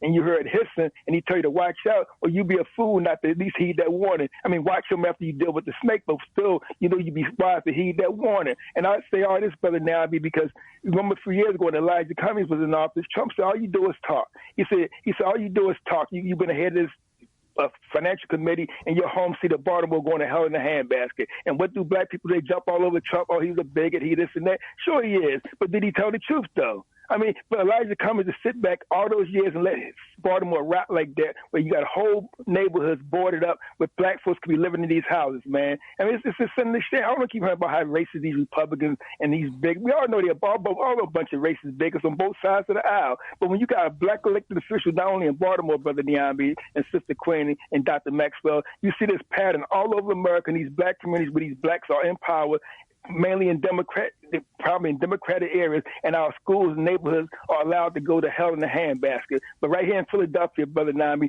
you got white schools. I think 1 or 2 white schools been built up in a white neighborhood. But here we are, these black elected officials here in Philadelphia. We have yet had a school built in the black community in years. Our children going to schools with asbestos in it. Rusty water coming out of the fountains and stuff like that. Sometimes our kids have went times when they didn't have lunch served. And these are black mayors, black police chiefs, black whatever, black city council, and this stuff is allowed to go on. I mean, how long we, as Brother Nnamdi and Sister Maxwell, Dr. Maxwell and Sister Queen, we going to put up with this foolishness? These Negroes need to be called out for, like you said, Brother Nnamdi, for their black misleadership. Simple as that. And I'll close with that. I want to take up. I just want to make my comments, and Elliott, you can put me on mute, and I'll listen to your 3 distinguished guests' response. Thanks, Elliott. Thanks for your contribution. You're welcome. Brother Nnamdi, Dr. Maxwell, or Sister Queen, or Brother Khalid, you can respond to the caller's comments. Uh-oh. Well, I would just say this. I think overall, our political appetite has been, our conditioning has been, we've been told to get used to imperialist white supremacy answers to all of our problems, right? Kwame Ture used to say, even when a capitalist tells the truth, it's actually a double lie, right? So we have to recognize that, again, what people may even call truth in Donald Trump is the lie that America can be made great again. It's never been great. That's his first lie. And so everything that comes after that is only to entice you, right? All of the things that Kamala Harris has proposed are ways to entice Black people. These are bribes, not real answers to our problems that are social, economic, and political.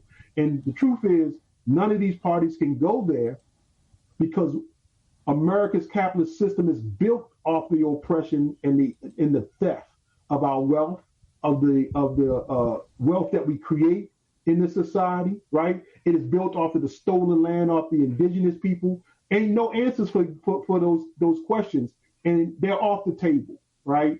And so I think we have to always be clear that even a Black official who does not have an independent political base of understanding will go about replicating the same kind of policies, right? So as the brother talked about, the gentrification of our community, the lack of economic development, what we see about the kind of labor opportunities and education, all of those are the programs of what white supremacy and imperialism has for us. And Black faces in high places are only there, and they're not idiots, but they're there to move those things forward. They're not there to serve us because we didn't create them. If I may, Brother Khalid, the thought just came to me. If I'm right, this is the third convention, the Black Radical Convention, National Black Political Radical Convention. That's correct. What is the maybe it's I'm asking a question that you can't answer right now, but what is the outcome of this convention compared to, say, the last two conventions that were convened that you expect to walk away with out of the 2024 convention? What should we be looking towards, or the convention is looking towards to occur? Sure. So can you all hear me? Mm-hmm. Yeah. I just went, okay. Mm-hmm. So the very first convention, our theme was building principled unity. And so we gathered folks together so we could start the process of building some unity, not a romanticized version of unity, Black unity, not an idealistic version of Black unity, but principled Black unity. And so we started the process of identifying a set of core principles that we all could agree to. We started the process of identifying through those core principles who we would need to reach out to as groups, organizations, and individuals to invite them into the National Black Radical Political Convention, as we were called then. So that was the task of the very first year, building principled unity. And that's how we acted. We proceeded based upon that year's theme. The second year, the theme was building operational unity. And so we set about to build a unity that would represent how we could work together. So we had moved beyond just agreeing on the do's and the don'ts and the ins and the outs, what we were about, what we were fighting for, so forth and so on. Now we needed to build operational unity that would define how we could function together, and that could further determine not just the outputs of our work, but most importantly, the outcome of our work. So, this year, our theme is on building an alternative. So we've established the core principles. We've established how we work and how we get. And now we want to focus on really putting more meat on the bone more infrastructure in terms of building this alternative vehicle for radical Black political struggle and engagement. So I hope I've kind of laid it out for you, like how this progression has taken place and how it was very focused and very determined and very disciplined. And hopefully it can be an example for others. And an important thing, and correct me if I'm wrong on this point, because it can have a lot of different political formations. You talk about working unity between different groups. I'm kind of, because this becomes a challenge, right? When we have different organizations, different political organizations come together and to working. So what I'm asking for, hopefully, looking forward that new participants, new delegates come into the fold. You mentioned a process for them to being able to identify how they can become a delegate. They're already representing. Is there a difficulty in bringing new formations to the process? And have the convention considered that in the last two conventions, the difficulty of bringing new when we're talking about looking towards the future, because of the challenge of us not being a monolith, if that makes sense. Sure. I think I could answer that in terms of the difficulty. Oftentimes, the circumstances and conditions that people find themselves in move them to take certain positions and to pursue a certain direction. I come from Philadelphia as well. And, I heard earlier there was some references to the Black Panther Party. So let's talk about the Black Panther Party experience in Philadelphia. Some of us would laugh and joke and say that the best organizer amongst us wasn't the rank and file cadre of the Black Panther Party who were out there trying to organize and recruit and serve the people. But the best organizer amongst us was actually the administration of Frank Rizzo, as a police captain, as a police chief, and later on as a mayor. Because, oftentimes all the Panthers had to do was talk to a group of youth and ask them some fundamental questions like, what do you think about the police? Do you want to be involved in some efforts where you can fight back against the police? And then they would say, yeah, where can I join? When can I get down with that? Right? So circumstances and conditions will oftentimes move folks in different directions. But you have to have a valuable alternative for those people when they reach that point. And so, in those years, the viable alternative to the street gangs, right, to the drug dealing, to the dysfunctional culture and behavior, or even to embracing the petty bourgeoisie lifestyle, the viable alternative was the Black Panther Party. Today, we hope to present the alternative of the National Black Radical Political Congress for those who no longer want to embrace the politics of either the Republican Party or the Democratic Party, but who really want to be free and liberating and self-determining Black people, right?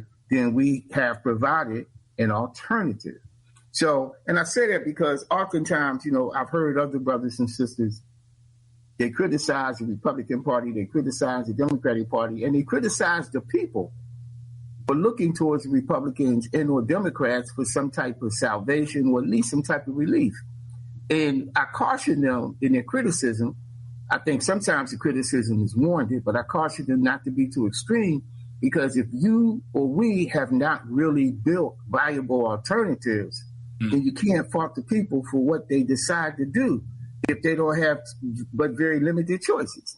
If you live in a food desert, you're going to eat the food that's available in the desert. For those of us who might be Muslim, you're not supposed to eat pork, but if there ain't nothing else around for you to eat, law says, eat some pork because we don't want you to die, right? When you get in a better situation, you have some choices and alternatives, then you eat something else. So it's up to us, the radical people, the revolutionary people, the conscious people, the God-fearing people, the people who want to do the right thing within our respective communities. It's up to us to build and to develop these alternatives that truly reflect the wants and needs of our communities.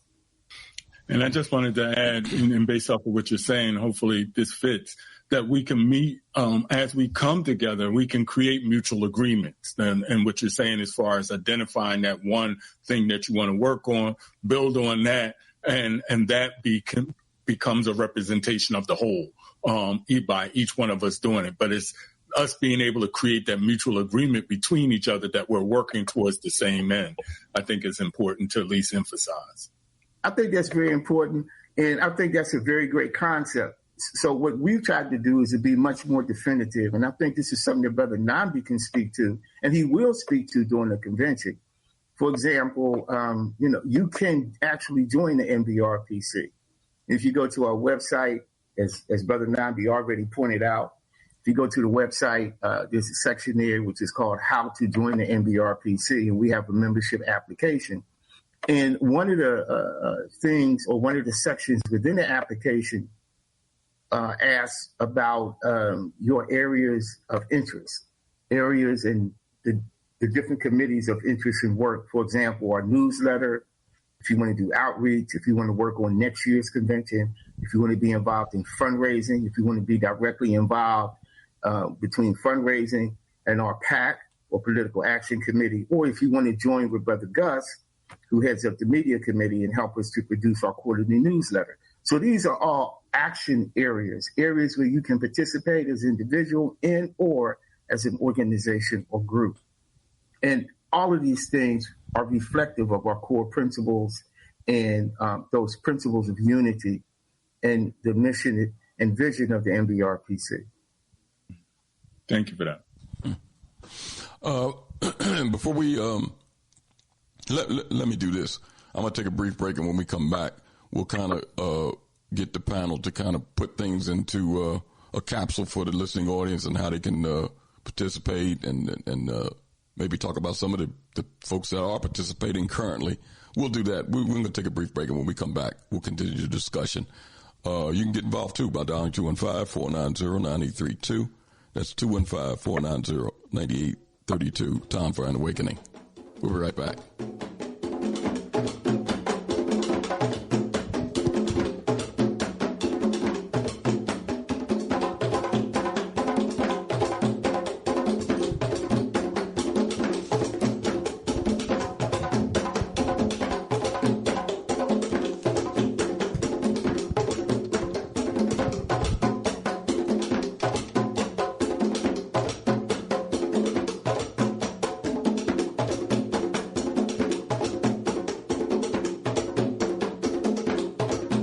Listening to Time for an Awakening. Time for an Awakening. With host Brother Elliott and Brother Richard on Time for an Awakening Media, part of the Black Talk Radio Network. For podcasting or live program scheduling, hit them up at timeforanawakening@gmail.com. Before your roof becomes unruly, call Dooley. Dooley Brothers, specializing in shingle, rubber roofs, gutters, downspouts, and vinyl sidings. Call for your free estimate today. 215-224-3882. That's 215-224-3882. Dooley Brothers Roofing, the roofing experts you can trust. That number again, 215-224-3882. 215-224-3882. Before your roof becomes unruly, call Dooley. RG Electrical Inspections provides electrical inspections for realtors, licensed electricians, and homeowners. Licensed and insured underwriter, serving Philadelphia and surrounding area. Call today, 484-268-9837. Escape the digital plantation. abibitumi.com, abibitumi.tv, abibitumitv.com, abibitumi.store are here for you. You are ready to be free of non-African social media. Don't run from danger, run to safety. abibitumi.com is here for you. You are ready to be free of digital plantations to control your own products. abibitumi.store is here for you. ABIBITUMI, Black Power, ABIBITUMI. The only word you need to know to join your global Kometiu Black family, to join your interconnected Kometiu Black communities, Escape the digital plantation now. abibitumi.com, abibitumi.tv, abibitumitv.com, abibitumi.store. We are here for you. Escape the digital plantation.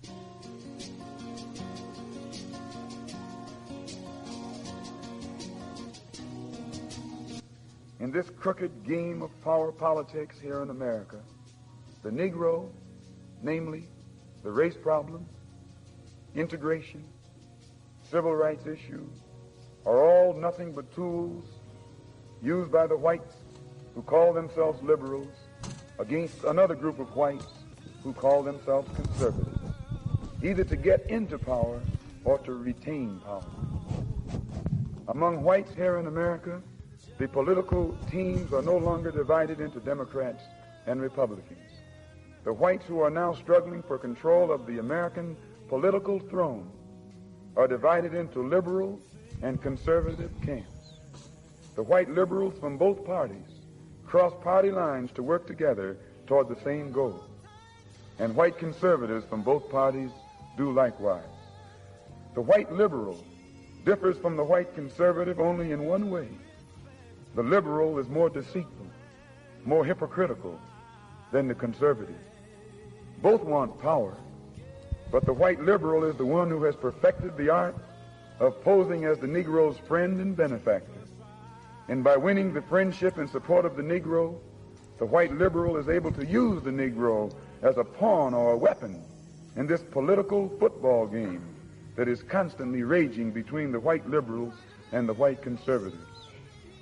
The American Negro is nothing but a political football.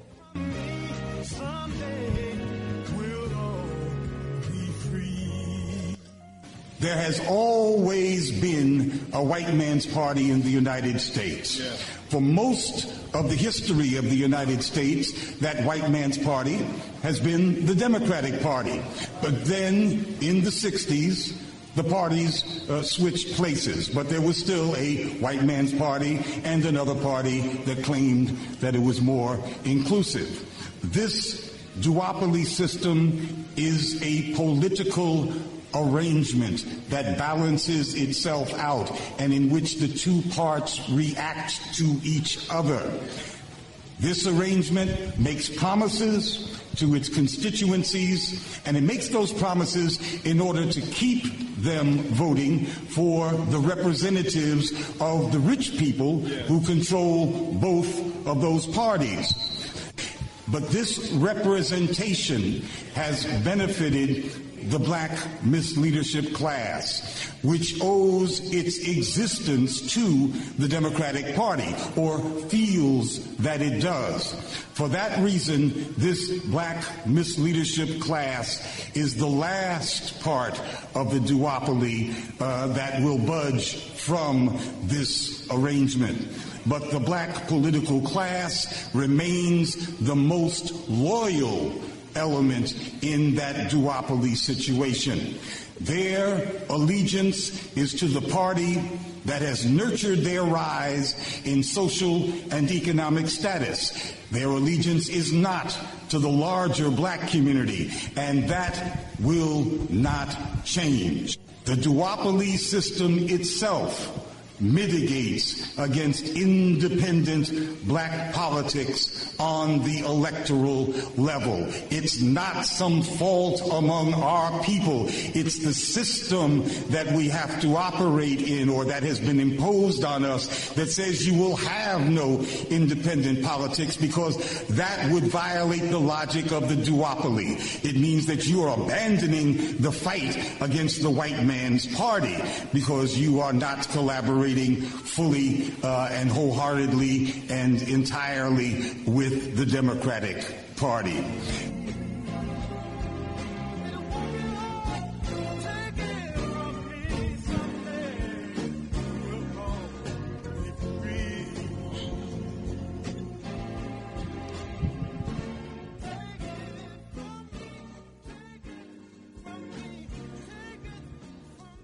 Time for an Awakening is a proud part of the Black Talk Radio Network, the #1 independent black digital and podcasting platform.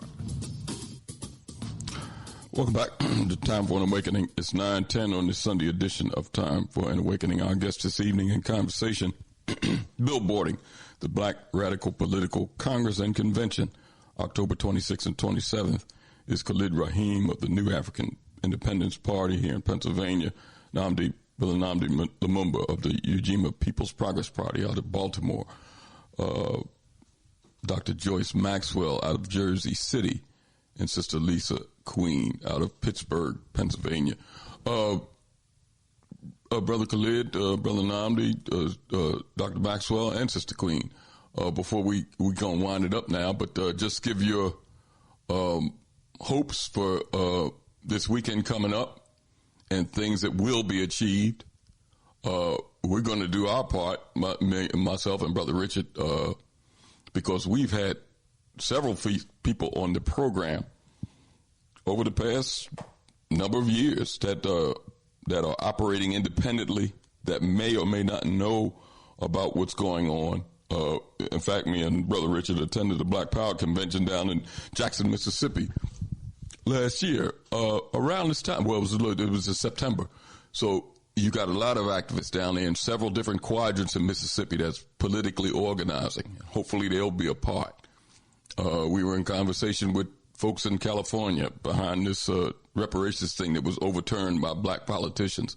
So it's people all over, New Orleans, other places that we've talked to people and touched people. So hopefully they'll become a part of this, because this is a viable alternative to this merry-go-round that our people have been on. And I just want y'all to kind of put things in the capsule for us before we leave. So, maybe ladies first, Dr. Maxwell, Sister Queen, and then we'll go to Brother Nnamdi and Brother Khalid. So, my hope for this weekend is that we have productive and successful panels with information provided based on the various topics that we are proposing to have for the weekend, and that through that productivity we can begin to organize for the year. As Brother Khalid already mentioned, our plan now is to put more meat on the bone, and so I hope that coming out of this convention we will have a solid way, or a vision of how to move forward and how to add more meat to that bone. Thank you, Dr. Maxwell. Let's go to Sister Queen. Is she still there? Sister Queen? Oh, maybe we lost Sister Queen. Let me put that line back on hold. Brother Nnamdi. Yes. Just to build off of what Dr. Maxwell pointed out, I think this is an excellent time. The election of an imperialist president gives a lot of focus to our people. There are people all around this country trying to figure out this formula, and we shouldn't do it alone. We're looking forward to some robust discussion. We may not all agree, and we don't have to, but we got to learn how to talk to each other. We have to learn how to learn from each other. Things that we are all doing well in different parts of the country need to be a part of this process. We need to bring our politics into the 21st century, right? We need to be able to have a real summation for the duopoly and what we're seeing in the world, and for how electoral politics fits in the overall program for our national liberation and independence as a people. I'm hoping that folks are able to, join in at whatever level they come in, but spread the word as well, because if you physically can't participate, tell someone, tell organizations that are doing this work, because the only way the information get out is if we share it, if we get the information out ourselves, right? This is something that's on us to do to build our movement. Thank you. Thank you, brother. Brother Khalid, you bring it home for us. Well, I just wanted to echo the Maxwell and what Brother Nnamdi had said. I thought it was very important that you played the two recordings that led us into this final session. The first recording is from Brother Malcolm X, And the second recording is actually from, if I'm not mistaken, from Brother Glenn Ford. Mm-hmm. Right on. Brother Glenn Ford, many people don't recognize. Yeah, many people don't know that Brother Glenn Ford was a great writer and a great speaker, as you've heard. He's also a former member of the Black Panther Party, and I do believe he came out of the Jersey City chapter of the Black Panther Party, Dr. Maxwell. So, Brother Glenn Ford and his usage and coinage of the phrase duopoly and the Black misleadership class, we owe that to him. If not for the origin, certainly for its growing popularity and usage amongst so many radicals and revolutionaries around the country. So I just want to say that listening to Malcolm and listening to Glenn, we need to understand the different eras from which they spoke. Glenn spoke of the situation of the here and now. Malcolm spoke of the situation that did exist. And the situation that did exist was there was this tremendous pushback against white supremacy. And this is when the Black community as a whole, I think Brother Nnamdi as well as Dr. Maxwell described it earlier, the Black community, even though we had some class differences and class distinctions because of Jim Crow segregation, we were all basically literally and physically in the same boat, right? But now things have changed. And so Glenn Ford speaks to the present. What has changed about the Black community? And the result of those changes has been what we must now combat, which is neocolonialism. So we had to attack and dismantle Jim Crow of the 40s, 50s, and 60s. But now we have to fight and we have to dismantle the impact of neocolonial politics and neocolonial structures within our communities that keep us colonized. So check out the NBRPC, participate in the upcoming convention, check out the page, nbrpc.org, peruse the page, go through it. And if you have any questions, send those questions to either one of us. And we look forward to hearing from you, and we look forward to your participation at this year's convention. Brother Khalid, Brother Nnamdi, Dr. Maxwell, Sister Queen, and all of the others, Charles Barron and Brother Zaki Barudi, all the formations that'll be involved. I want to thank y'all for what you're doing. It's sorely needed because our people need a viable alternative. This is not an idea that somebody has in their head. This is something that's already being done. So we just need our people to join in and be a part of it and come with some ideas to move our people forward. I want to thank all of y'all for what you're doing. Richard. Yeah. As everybody was giving their closing, it made me go to this a text that I'm going through, A Nation Within a Nation, Organizing African-American Communities Before the Civil War. And I just wanted to place y'all the work, the spirit, and the continuity in the context, because in here he makes reference to Martin Delaney's 1852 book, The Condition, Elevation, Immigration, and Destiny. And I just want to share this thing as we close. Delaney was especially clear in The Condition and Elsewhere about the challenges ahead, the difficult path towards Black independence and self-reliance. In part, the problem was that Black Americans lived in a white supremacist culture, which would not easily be persuaded to share power and opportunity, or even the basic rights of citizenship. In part, too, Blacks had been conditioned by this culture to accept that situation. As Delaney put it, African Americans experienced, quote, a system of regular submission and servitude, menialism, and dependence. And until it has become almost a psychological function of our system, an actual condition of our nature, unquote. The African American community, Delaney worried, was being shaped and defined by default by a cultural system that joined the members of the community only through a common experience of oppression. White men are producers, we are consumers. Delaney asserted, and what was being produced and consumed were the means of collective association, of community organization, as well as menial products of those associations. I just wanted to bring that up because what you're saying is maintaining, what you're doing is maintaining a historical effort, right? Brother Khalid, you made reference to, 2 time periods, but this here effort we know has been something, a part of our continuity. And I'm glad that y'all are continuing that tradition, that historical tradition of liberation and self-organizing. Thank y'all all for being with us this evening, and we'll talk to you soon.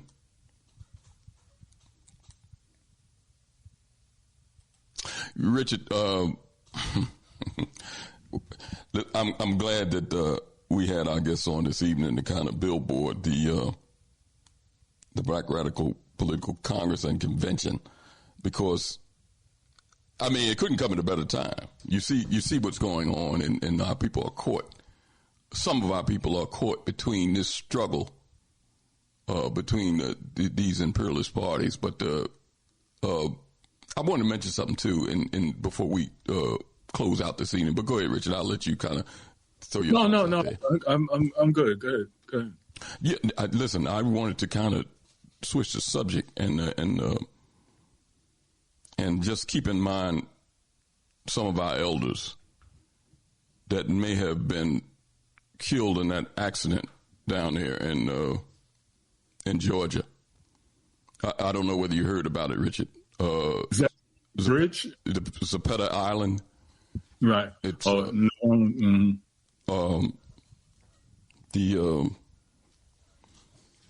I think it was a walkway or something that fell a pier. Right. And they were down there to remember the ancestors that were well, let me read a little bit of this because I saw it in the news report maybe around 3:00.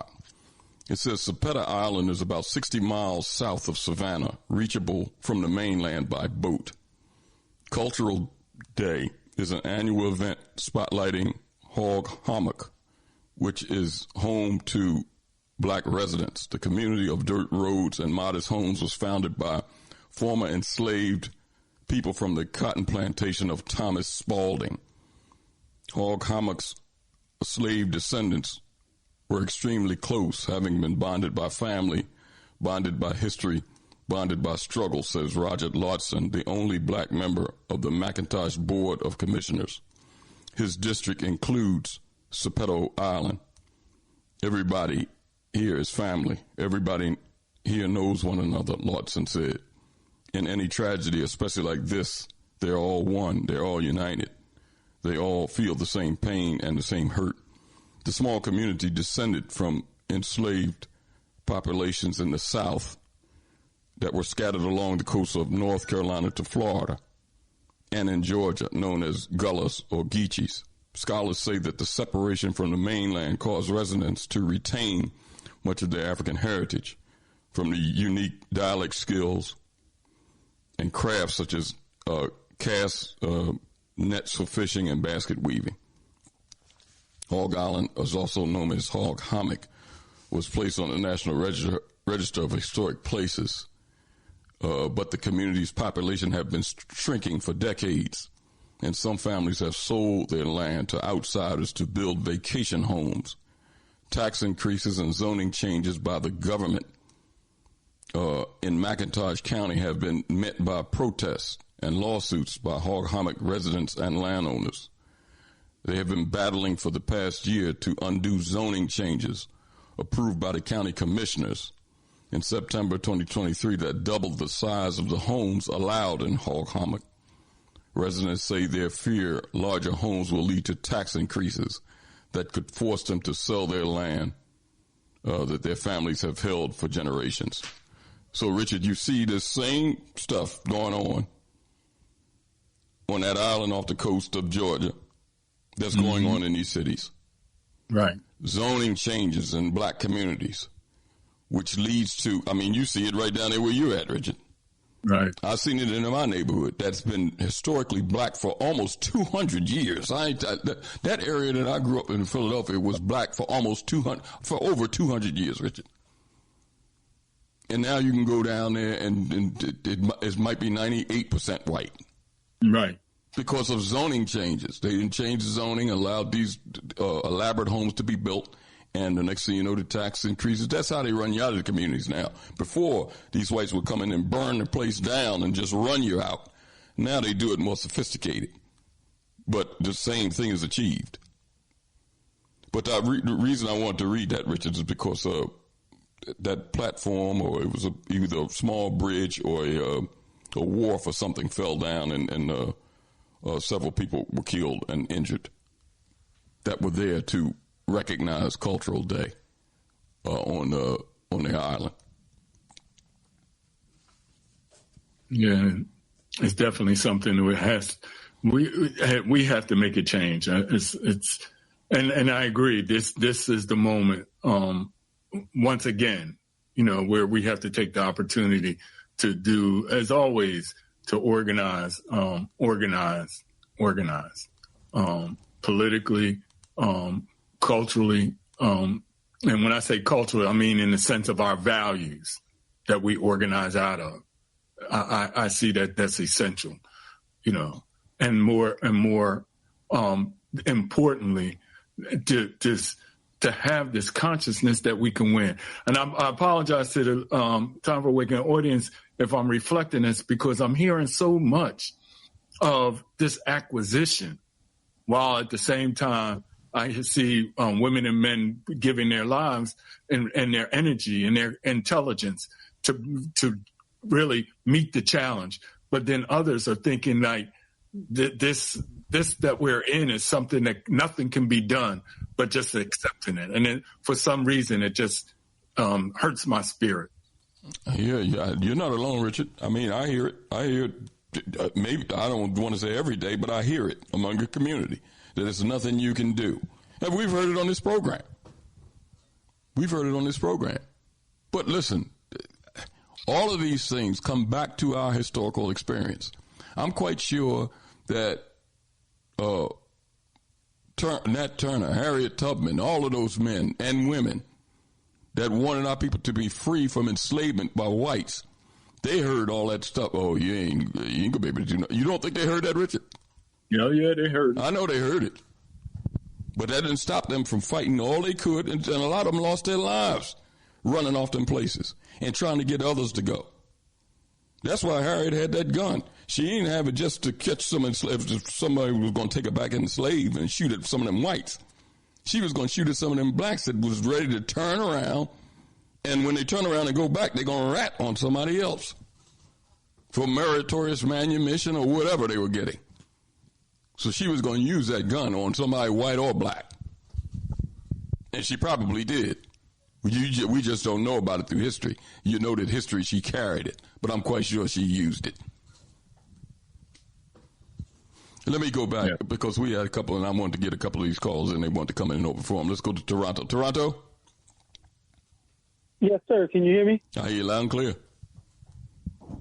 I just wanted to say that today in Toronto, well, first of all, there was a picture called a photograph taken called The Great Day in Harlem. And, many of the great jazz musicians were on that photograph.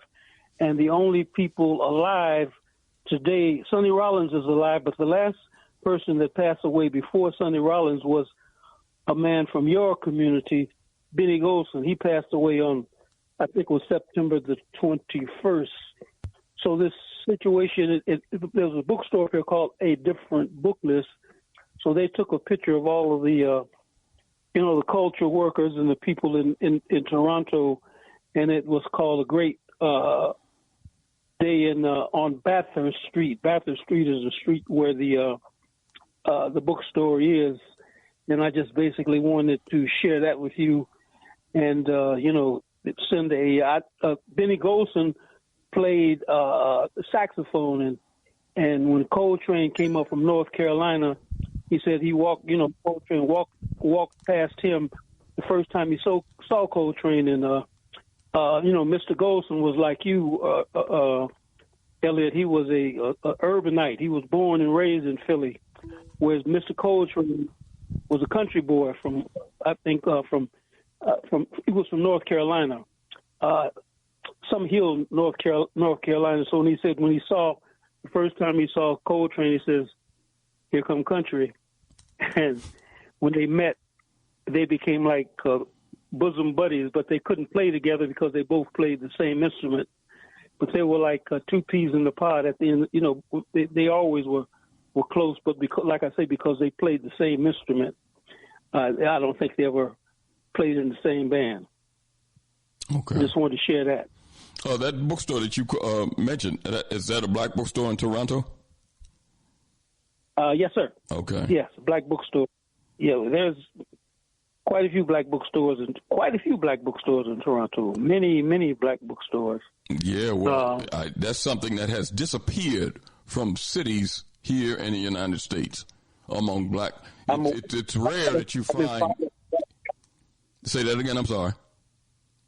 I'm sorry, but I'm saying I've been hearing that, and that's very disappointing. There was a bookstore in Los Angeles, a great bookstore in Los Angeles, and they closed their doors. Like people like Gerald Horn, and they used to go there, and they had a Thursday night political education class. When I went back home, I used to go to that Thursday night sessions, and there's no telling who they may have in there.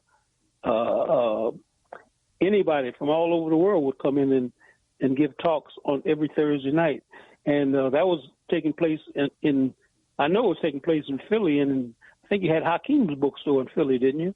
Yeah, that's still there. That's there. They never really had you had a lot of live discussions and all at Black and Noble. That was on Broad Street in Philadelphia, but the Black and Noble don't exist anymore. But a lot of cities that had black bookstores, and they don't have any anymore. If they had two or three, it's down to one. So, those things, and a lot of that is because of gentrification. Gentrification and the technology in terms of the Amazon.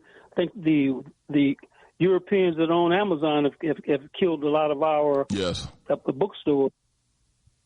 Yes, they killed bookstores in general and African bookstores in particular. Let me put it that way. I saw a copy also, before I let you go, I saw a copy of the letter in support of the chairman also, Chairman Omali Eshatella. I know quite a few people are writing letters of support in reference to what's coming up at the end of the month. Let me say it's been extended till October the 30th. Okay. You can still write letters for Chairman Omali Eshatella, Penny Hess, and Jesse Neville.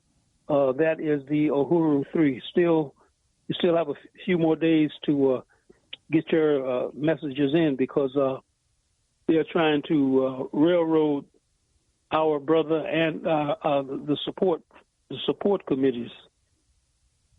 And I know that we have to.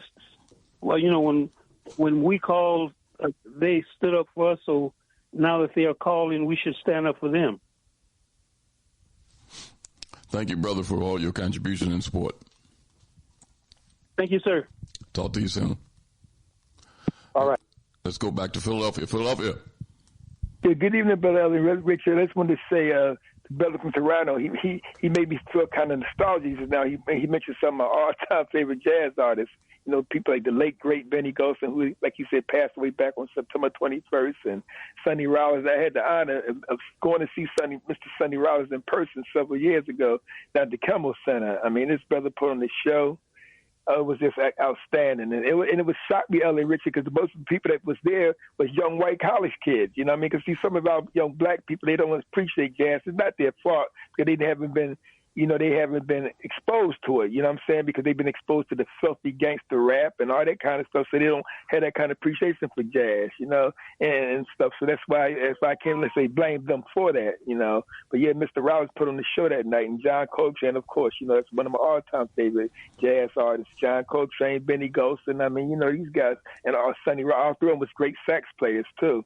And one of the great CDs that I have is the thing that Sonny Rollins and John Coltrane made together called Pen of Madness, one of the greatest jazz hits of all times, man, where they both was just going at it and stuff. And this was a battle that led, and I say this, well, Elliott and Richard, with our due candor, this was a battle where nobody died. They was going at it, extended skills. It's not these gangster rap beefs where somebody gets shot or killed. You understand what I'm saying, Elliott? Okay.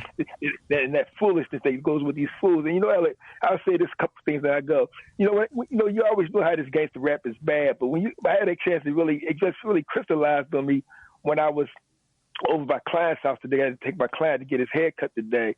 And I was, and like I said, when I'm over somebody's houses, I can't help what they watch. But, some of his caregivers, they watch that filth. And they had it on TV while I was over there. And you could just see the filth that these brothers say, the 25 cent, better known as 50 cent. I killed a nigga with my tree. I'm like, what kind of foolishness is that, man? And the people, the designers, people who promote that self. And so all I'm saying in closing, Elliott, on that is that you don't have to be a rocket scientist to know if brothers hearing that kind of nonsense, them kind of lyrics about killing the nigga and the trigger and all that, it don't take much when then you add the fact that they smoking weed and drinking malt liquor, and all that. It don't take much to see why you see the violence and the dehumanizing of each other when you get to the point where you heard that so much that you don't even look at your brother as a brother or a human being. He's just another end. You know what I'm saying? So I don't understand how anybody in the black community can sit up and call that entertainment. That stuff need to be banned, and it need to be banned out of our community forever, because that has not did the black community one iota at all. It's been damaging to the black community. It's caused black men just to dehumanize each other and to look at each other with no value in their life, man. I don't know how anybody can sit there and even let their children listen to that self. It's disgusting, man. It's totally disgusting. And like I said, just crystallized me today. Just listen to it. I said, man, this stuff is worse than I thought it was. You know what I mean? Jeez. But anyway, like I said, it was good hearing the brother from Toronto, and I was sorry to hear about the situation with our people that we used to have down in Georgia, Elliott, where we had the accident at. Yeah, you'll probably hear more about it at 11 o'clock news, but I caught a little bit of it. They said they were there for the cultural celebration of and that the war for something fell down. There's a lot of older people there, so they wouldn't have been able to swim. They drowned. Yeah, wow. So that's so sad. Well, last couple of things real quick, Elliott. Like your guest said earlier on when it was on and stuff, the two beautiful sisters and two brothers, like I said, Kamala Harris, it's funny because some of our people falling for, like I said, banana in the tailpipe. They actually, because I heard the sister tongue say, y'all ain't going to vote for her, but I'm kind of leaning towards voting for her because of the fact that she promised black home ownership and creating generational black wealth. I said, my dear sister, I said, with all due respect, I said, Kamala Harris will say anything. I said, she'll promise you that she'll make you a millionaire if she wants your vote. I said, she'll say anything. Like the brother says, nothing but a con, man. She's not going to do a damn thing. But, our people, some of us just don't, we just get conned by the con artists. And so that woman's not going to do nothing that she says she's going to do for black people. And you notice she went it right to near the end, as close to the election. Think about it. If that was in her heart, it's like those saying, it's got to be in your heart and your spirit. If she was sincere about doing it, she would have said that right off the bat. That she went it right to a month or so before the election to come with this commercial and rhetoric about how she's going to create black generational wealth and help black people become first-time home buyers. Come on, man. Well, she didn't wait a month. This is basically weeks out. It's 2 weeks out. Right, so I'm saying, okay, months. So I'm giving them more credit than I should. Well, go ahead, Elliott. No, I'm just saying. Yeah. Listen, see, that's what I'm saying. If anybody can't see this as a snow job, come on, man. Well, here's an easy way to create black generational wealth. Mm-hmm. Very easy. And you know what it is. Yeah. So like you just said earlier, when you were talking to your guest, Elliott, when we control the economics of our communities. No, wait a minute, hold it. It's very easy. And she's a politician. She didn't talk about it or talked around it. It's an easy way to create black generational wealth. You know what that is? Mm-hmm. Go ahead, Elliott. Give me your take on that. Reparations. Of course. But that's the elephant in the room, Elliott. You're right. Listen, if you give our people what they deserve for this, for what these people have done to our people, then you don't have to give me $20,000 to start a business. Exactly. You ain't gonna start no business with no damn $20,000 anyway. You don't have to give me some fantasy about you gonna give me $20,000 you don't have to pay back. Why you wait 2 weeks out and then to appeal to some black man talking about you gonna give him $20,000 to start a business that you don't have to pay back? Well, where's all this money coming from? I know. It's wow. You done give billions of dollars to Israel for this genocide going on. You done gave billions of dollars to Ukraine. Where's all this other money coming from? Exactly. And like what Brother Malcolm say, you put them first, they put you last.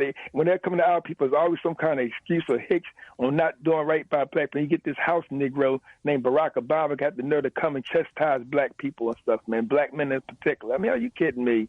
You know, you just get tired of the foolishness. But see, again, Ellie, we got to become more politically astute and start calling these people out and stuff like that, because all these people do is keep our people in the rut and stuff, man, thinking there's some hope in either one of these parties when it's really not and stuff like that, man, because you know it's no hope in Trump. And like I said, you got extremes on both sides. You got young brothers out here considering voting for Trump because they think he's going to give them a stimulus check. And then you got the other ones that's, you know, on the other side of the fence, maybe older blacks that think Kamala Harris is going to be some kind of beacon of light. So, I mean, you go from one extreme to another extreme. But at the end of the day, like you said, we get screwed either way. You know, and that's the sad part. We get screwed either way. And lastly, Brother Elliott, you know, it's sad because I heard on public radio the other day that a lot of black, and I've seen this up close even within my family and even with the total black community. They said a lot of black people are being adversarial even in black families about this race, man, because you got people like the Sharptons of the world and the terrestrial host that comes on the black radio station where they've been beating down this thing about if you don't vote for Kamala Harris, Trump won't get back in there. And as Brother Nnamdi said, you know, we already know who Donald Trump is. We already know that, so it's not like he's no secret and stuff. And you know, but anyway, my point is that they said on this forum that a lot of black people going through emotional problems, man, because they stressed out about if they don't vote for Harris, they Trump won't get back in there, and they got black people in the tizzy, and it's caused emotional problems among many black families, and it's caused black families and within certain black households become adversarial towards each other. And I'm saying to myself, how sad is that you would let your animus or whatever about these two diabolical, devilish parties, be the Democrat or Republican, cause you to be not speak to your family member or get into some kind of adversarial conflict with them over these people. I wouldn't lose a bit of emotion over these. I don't give a damn about Donald Trump or Kamala Harris. But go ahead and make your point. I didn't want to cut you off. Well, you know what? We should be, and I'm talking about blacks in general, should be at an adversarial position with these black elected officials. Because you heard Brother Nnamdi say that the way they're spinning this thing, that they're just going to, if this guy ends up winning, right now it's a horse race. They're coming down the stretch. That if he ends up winning, that you're basically going to be abandoned because they ain't going to do nothing about it. You heard Brother Nnamdi saying that. I sure did, yes. Which I agree with what he's saying. But the thing is this. Joe, anytime that you're doing anything, I don't care whether it's deciding to go into business, deciding whether to buy a home, whatever, you always count the costs. And when I say count the costs, you look at both sides.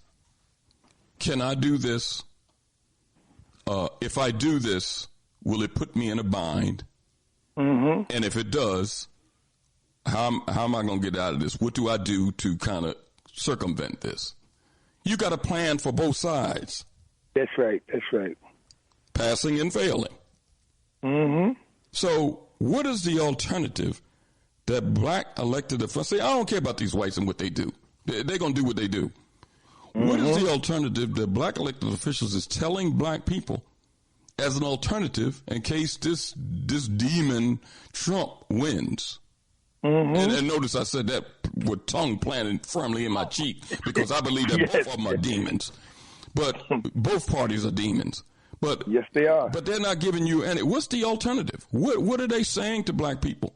Well, if he wins, we're going to do this. If he wins, let's organize this way.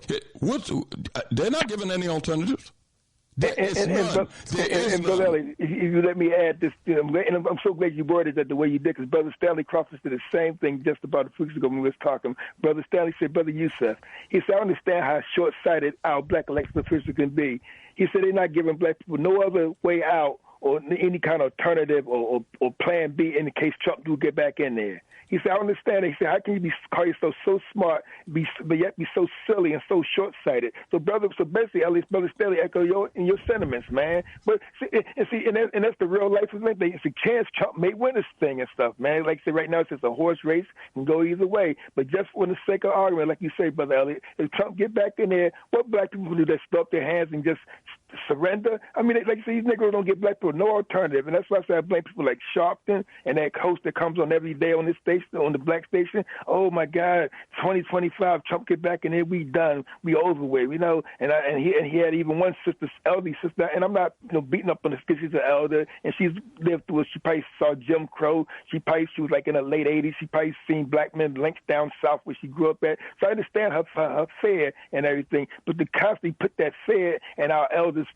mind, like the sister said to this host in the morning, where if we don't get out and vote such and such, and get Harris in there, that Trump gonna put us back in slavery. I mean, come on, man. Why would you put that, instill that kind of fear in our people? But this is what these Negroes have did. All of these hosts, people like the host in the morning, the Sharptons, the Roland Martins, and the Joy Reeves. This all they have been doing is putting that seed, like you said, Elliott. No alternative, no other plan B in the event that do Trump get back in there. What we gonna do? What we just supposed? So if Trump get back in there on the election November the 5th, so November the 6th, I guess we're supposed to just march on down to the plantation and say, boss, let's go to work now. You know what I mean? I'm being tongue in cheek, but you get my point, right, Elliott? Yeah. I mean, I never heard such stupidity and insanity coming from these people. Supposed to be elected people, and some of them went to college, got degrees in law and medicine, and yet they talk so stupid, man, that we supposed to just give it up and say, hey, it's all over with, boy. If Trump wins, we done. We're supposed to just, come on, man. Like Brother Nnamdi said, we done been through Trumps, we done been through Reagans, and Elliott, how history repeats itself, Elliott. I remember back, and nobody can tell me I lived through this. At 63 years old, I know I lived through this. I remember back when Reagan ran for office, and he won back in 80. Then he ran when he won again in 84, whatever like that. And after Reagan, Bush. I heard the same black voices back then. Some they older now. They were saying the same. Oh my God! If Reagan get in office, we get in trouble. If Bush get in office, I heard the same stuff. This is the most important election of a lifetime. Now ain't they saying the same thing now, Elliott? Yeah. I mean, this rhetoric never changes with stuff. So my point is that we can survive 8 years of Reagan, Bush, Clinton, Mr. Crime Bill, genocide, Joe Biden. We'd already survived 4 years of Trump, so we can survive another 4 years of Trump if that's what it comes down to. But this mass hysteria that, oh my God, it's the end of black people if Trump get back in there, man, it's foolishness with these things. I mean, they make. See, this is what caused this hysteria and fear among some of our people in this adversarial. We should be adversarial towards these Negroes, politicians. But this is what caused this, and even among black friends, Elliott, you've had black friends that's in the Democrat Party that's not crazy about Kamala Harris. They said they would like to vote for her. They've been called all kinds of names, man. I mean, this is insane. Elliott, do you think I'm going to beat up on my sister, brother? When I say sister, I'm talking not only my biological, I'm talking about my black brother, extended family. I'm not going to beat up on them because they tell me they're not going to vote for Kamala Harris, or if they say they're not going to vote for Trump. I mean, that's their right. But to sit there and just call people names and traitors, I've heard black people called traitors because they say they're not going to vote for Kamala Harris. Are you kidding me? Well, I want you to listen to what this, what's her name? Nina Turner said. She was on that Abby Phillips show last week. Okay. And this is what she said in reference to the remarks that Obama made and also her feelings on the Harris campaign, if I can get this thing up. Hold on a second. Okay. Sure. Mm-hmm. This is what she said.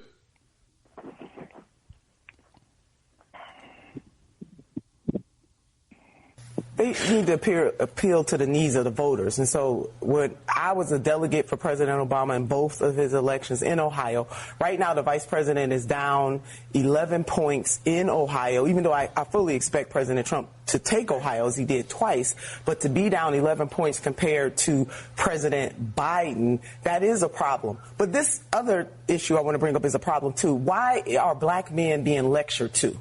Why are black men being belittled in ways that no other voting group? Now, a lot of love for former President Obama, but for him to single out black men is wrong. And some of the black men that I have talked to have their reasons why they want to vote a different way. And even if some of us may not like that, we have to respect it. So unless President Barack Obama is going to go out and lecture every other group of men from other identity groups, my message for Democrats is don't bring it here to black men who, by and large, don't vote much differently from black women. But this is wrong for President Obama. It is a wrong course for the Harris-Walz campaign to lay at the feet of black men when they have their reasons.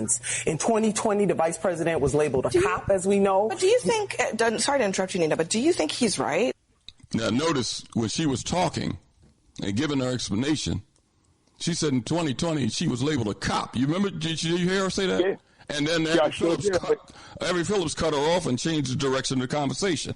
I see that, yep. Mm-hmm. So when she was talking about the reasons that black people, notice she said that black men don't vote much differently than black women. See, but some of our people let these whites keep drawing this line of demarcation. Black men, black women, like it's some type of fight going on in homes. Exactly. That's right.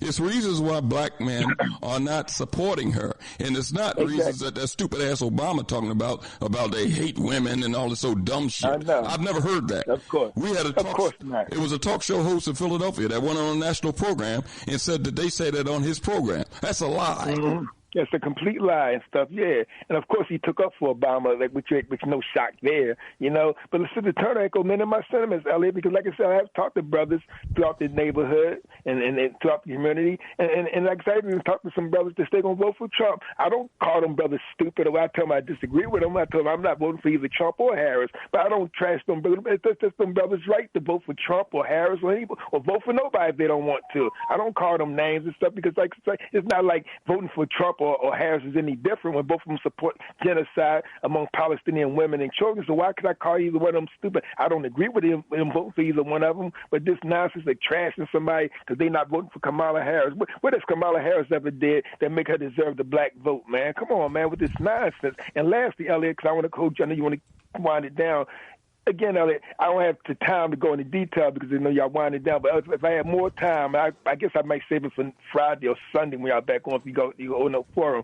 Elliott, this situation in Gaza in Palestine is worse than you thought it is. I mean, we know what them diabolical demons, Zionist demons, is doing. Well, it's even after hearing this guy this activist last night who happened to be an investigative journalist. You know, always the investigative journalist is always white. Where's our black ones at? But nevertheless, though, this Jewish investigative journalist, the man spoke truth to power. He shame sharpened them last night. And I just give one real quick. He said on this station, he was on MSNBC with my man, Brother Ahmed, the Muslim brother who do the show. He said, Brother Ahmed, he said, look, he says, I've been a frequent guest on this network. I may not be here no more. He says, I'm not going to continue to be silent. He said, what they doing over there is complete genocide. He said, killing babies. He said, babies are being bombed down. They're being shot. He said, IDF is shooting children right in the head, which I heard a few weeks ago that it's going on. He said, I don't know how people on this station, the hosts on this station can sit there and remain neutral and scared to call this stuff out. He said, where's your humanity? He said, you got hosts on it, and I know it's talking people like Sharpton. He said, where's the and Joy Reid? He said, how can you sit on this station and call yourself a human being while innocent children are being slaughtered over there, and you take a neutral position, or you come with some weak response about, well, well, I still support Israel. He said, how can any rational human being support this government when what they doing? I mean, the man just laid it on the line last night. Like I said, if I had more time, I'd go into more details. But man, the part of, like I said, it's worse than what anybody could imagine what's going on over there, man. It's worse. And since they killed that guy Senwa Yahya, they'd have had close to 200 some people that killed. Now think about this. In the last point. Now they were saying he was the objective to get him to kill him. They didn't kill the leaders in Hezbollah. Well, Elliott, why the hell you kill over 40,000 people in county for one man? You know what I mean? And now that you done killed this one man who's supposed to be the bad guy, Sinwar, you're still killing Palestinians. So anyway, how anybody can keep taking up for Harris and keep saying her and Biden not complicit in genocide is beyond me. If the goal was to take out this guy Sinwar, which they killed the other day, but yet you're still killing Palestinian women and children as we speak. Come on, man. I mean, at some point, Elliott, you just can't keep on supporting these Negroes. Kamala Harris, in closing, Elliott, she's a disgrace. She's no different than her boss, Joe Biden, or that creep on the other side, Trump. They are both a disgrace, man. They're both of them complicit in genocide. And I close with that, Elliott. Thanks for your contribution. Put me on mute, Elliott. I listen to the remainder of the show. Thanks, Elliott. Mm-hmm. Listen, before we leave, let me give the lineup on Time for the Awakening Media. Mondays, Wednesdays, Fridays, 11 a.m. to 1 p.m. African Perspectives with Brother Oshie. Always interesting topics, dialogue, and guests on African Perspectives. That's Mondays, Wednesdays, Fridays, 11 a.m. to 1 p.m. Later on in the week, you know what? I got to get in touch with it because they haven't been doing the program for about a month. I know it's a lot of things been going on, and they had the convention 3 weeks ago or 4 weeks ago, about a month ago. But I got to get Mississippi on the Move back on track. That's 9 to 10 on Thursdays with host Brother Patrick Lumumba, Sister Crystal Denise, Brother Rodney Lowe. 4 hosts, Mississippi on the Move, the Black Liberation Movement in Mississippi. Friday, Time for Awakening is back from 8 until. On Saturdays, the Elders of Sankofa with Dr. Janine James is host from 7 to 9. On Sunday, Pinckney to Pinckney from 5 to 6 on Time for an Awakening Media. That's Pinckney to Pinckney. That's activist Reverend Pinckney's show out of Benton Harbor, Michigan. And Time for Awakening is back from 7 until. I want to thank everybody for listening to the program this evening. Lively discussion as always. We'll be back on Friday, Lord willing, to continue on this path towards an awakening. Peace. If you're driving through the country